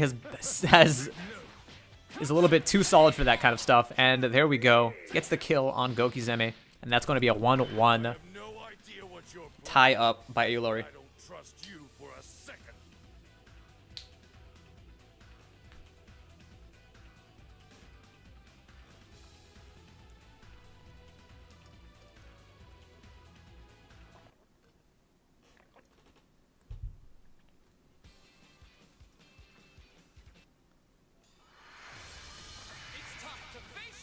Alright, game number 3 between our two combatants, Gokuzami and Aulori.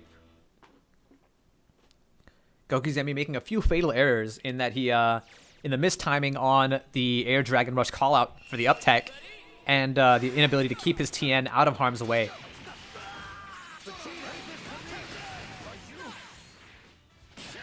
Interesting little assist combo. Good raw hit with the run up 2H, and then confirms it as well. I'm not sure if Aulori is just confirming that 2H or whether he's option selecting it with the air legs, but either way, he's making it work. Good wake up vanish there by Gokuzami. And that is sort of the trade-off when you go for the low. The air dash into quick fall with adult Gohan. You do not hit perfectly median. You give your opponent the option to wake up vanish. Ooh! Air Dragon Rush calls out the TN coming in. And that's going to be a dead TN, I believe.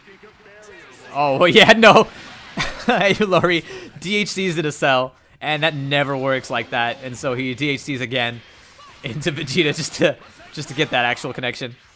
You could tell he DHC'd the Cell and then immediately recognized what he did. And he was like, shit, all right, well. Take this, be gone.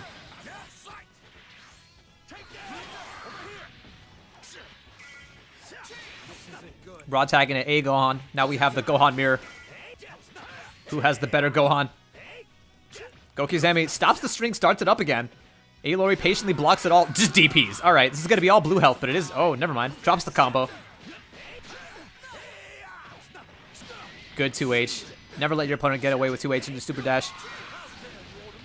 How dare you order me around? What do I look like? Okay, Raw level 1. He doesn't even use it to DHC his Goku Blackout. Not sure what the intention of that was. That might have been a dropped input. He might have been going for like a... I don't know. I don't know what. Rear-ended. There's the hard knockdown. Delayed wake up. Just continuously instant air dash heavies until it connects. Aulori probably should have taken advantage of those that sloppy meaty there by waking up with something like a vanish.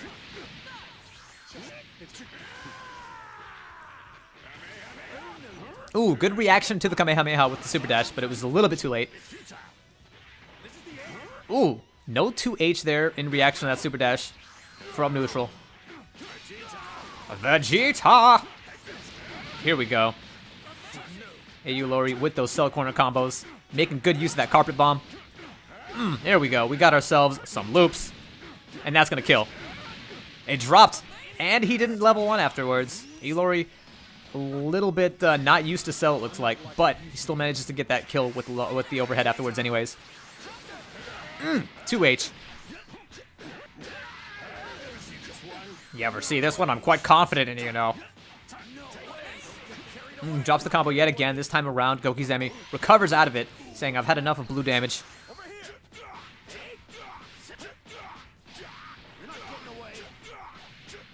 Oh, there we go. There's the hard knockdown, quick fall, and there's the Oki setup. What's it going to be? Delayed wake up and a perfectly timed meaty light out of Lori. He knows how to handle those delayed wake ups. He's not going to let that screw off his timing. He knows how to manually time those meaty lights. Necessary skill once people start delayed wake upping on you. You're not getting away. Ooh, catches that cell on the incoming tag. Drops the follow-up combo, though. Ooh, good vanish in reaction to the Kamehameha, but he can't get any damage off of it. Oh, no. You and the Earth shall be destroyed. Whew. There we go. That's game number 2 there for Aulori. Thought you could catch me off guard. Not likely. I like that reaction level 3 there. Just use it like a DP when it's going to kill, and that's the perfect time.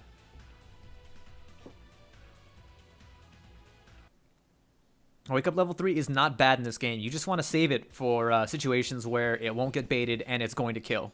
It's time to face your opponent. Kokisemi with the tag. Pretty damn strong.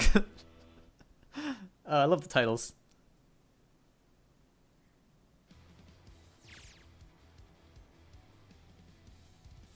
Alright, it is currently 1-2. Aulori has the lead. And Gokizemi is not only down a game, but he is also down a set. Okay, good tech out of Gokizemi. Had the read on that Dragon Rush. Oh, but then mistimed a Dragon Rush of his own. Playing 2-set play heavy, and Aulori knows it. And that's why he's delayed wake upping to throw off Goki's timing, forcing him to start thinking about what he's doing, manually timing stuff instead of just going for that canned offense. And that's what I like about the sliding knockdowns in this game, is that you have that option of throwing off your opponent's set play. It's a good thing there are no characters that that eliminate all those recovery options, right? It's a good thing there's no characters that get untechable knockdowns off of every connection, right, guys? Ooh, good guard cancel swap. Doesn't want to take any of that offense. Swaps into cell and gets that adult Gohan out of the picture. Good 2H on that super dash. Let's see the combo demonstration out of Aulori. Bam. Good vanish to extend. Gohan! I feel like Aulori switched to Cell just so he could start practicing those combos. I feel like he was just like, Cell has some pretty cool combos. Let's just try these out. I wouldn't say that these combos are necessarily practical. They do a lot of good damage, but so far Aulori hasn't been killing with them, and he also hasn't been getting hard knockdowns with them. With all of them at least. But they do look good. Hot damn if they don't look good. Overhead goes for the jab on block trades. That could have been Gokizemi's opportunity to start some offense, but here we go. Will this connect? I'm actually not sure if this is going to wave or not. No, it connects.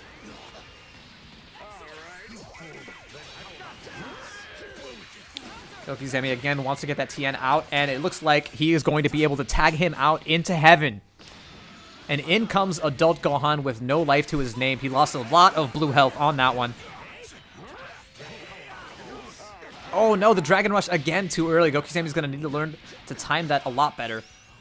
We've seen he's been sort of like 1 for 5 on those Dragon Rushes. Most of them have come out too early this set. It's situations like that. I feel like he needs to start going for the hard read on the up tech, but he still manages to connect with the instant air dashes. Good execution on Goki's part. There we go. Just heavy Tatsu off of the get-go. Very good neutral move by Super Saiyan Vegeta there. You can just spend that bar to get that immediate full screen coverage. And if you have assists, it's even confirmable.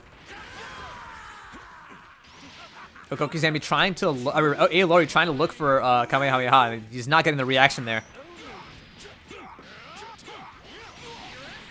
Rear-ended. There's the hard knockdown and the corner carry. No Oki though, because the fact that the screen space is just too much. There's the Masenko into Vanish, picks it up with the 2M. Here we go, respectable damage, especially considering that was off of a Ki Blast. Good empty Vanish. 2H, that's going to be a dead adult Gohan. This is looking pretty even so far. Gokizame's sparking is going to run out pretty soon. And Aolori does still have full sparking at his disposal. Additionally, he has a meter advantage that 3 bars. Not going to be enough to kill just yet, but with 1 or 2 more confirms, he absolutely will be able to kill. Ooh, the empty Vanish, and then blocks the other Vanish. Vanish, apparently a very good answer to Vanish. It's this game in a nutshell, isn't it?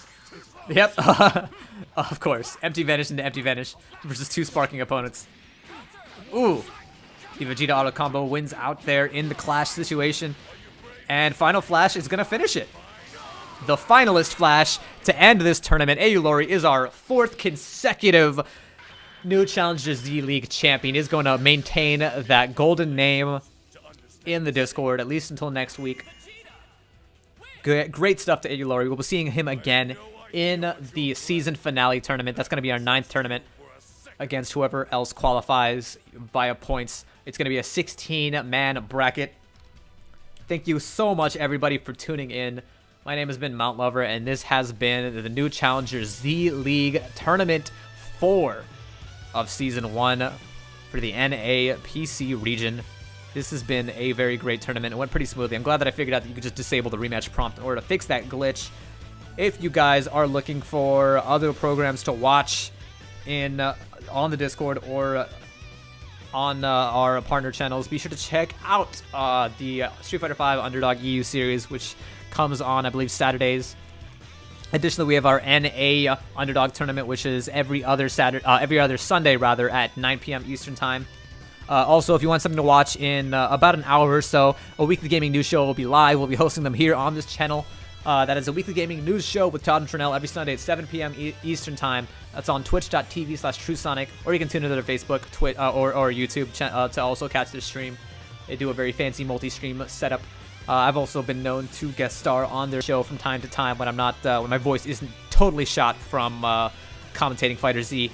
Additionally, if you want to see what our prize pool is currently at, it is at $57 for our season finale invitational tournament, which currently I believe will be split between top 3, and the higher that prize pool goes, the more payouts there will be. If you want to contribute $1 on the house, you can go ahead and type in the promo code U70R at the Matcherino URL, tinyurl.com/NCHZL. Additionally, if you feel like purchasing any new Challenger swag, you can feel free to do so, like our cool t-shirts that you can rep at your locals, and you can feel free to rep the NCH tag as well. Let people know where you're from, and those proceeds will contribute towards the prize pool. But thank you everybody for tuning in. My name has been Mount Lover. Everybody, this is such a blast. Shoutouts to Towson Force, as always, for helping out with the tournament organization. I couldn't do it without you. Or rather, I could, but it'd be way more annoying.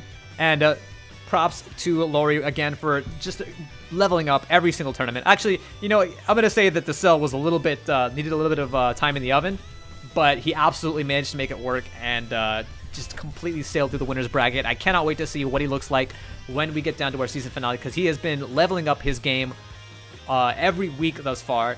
And with all these characters that he's been switching between, he's going to have the matchup knowledge in his pocket as well. I don't know where your team is going to end up, but you're going to look very strong.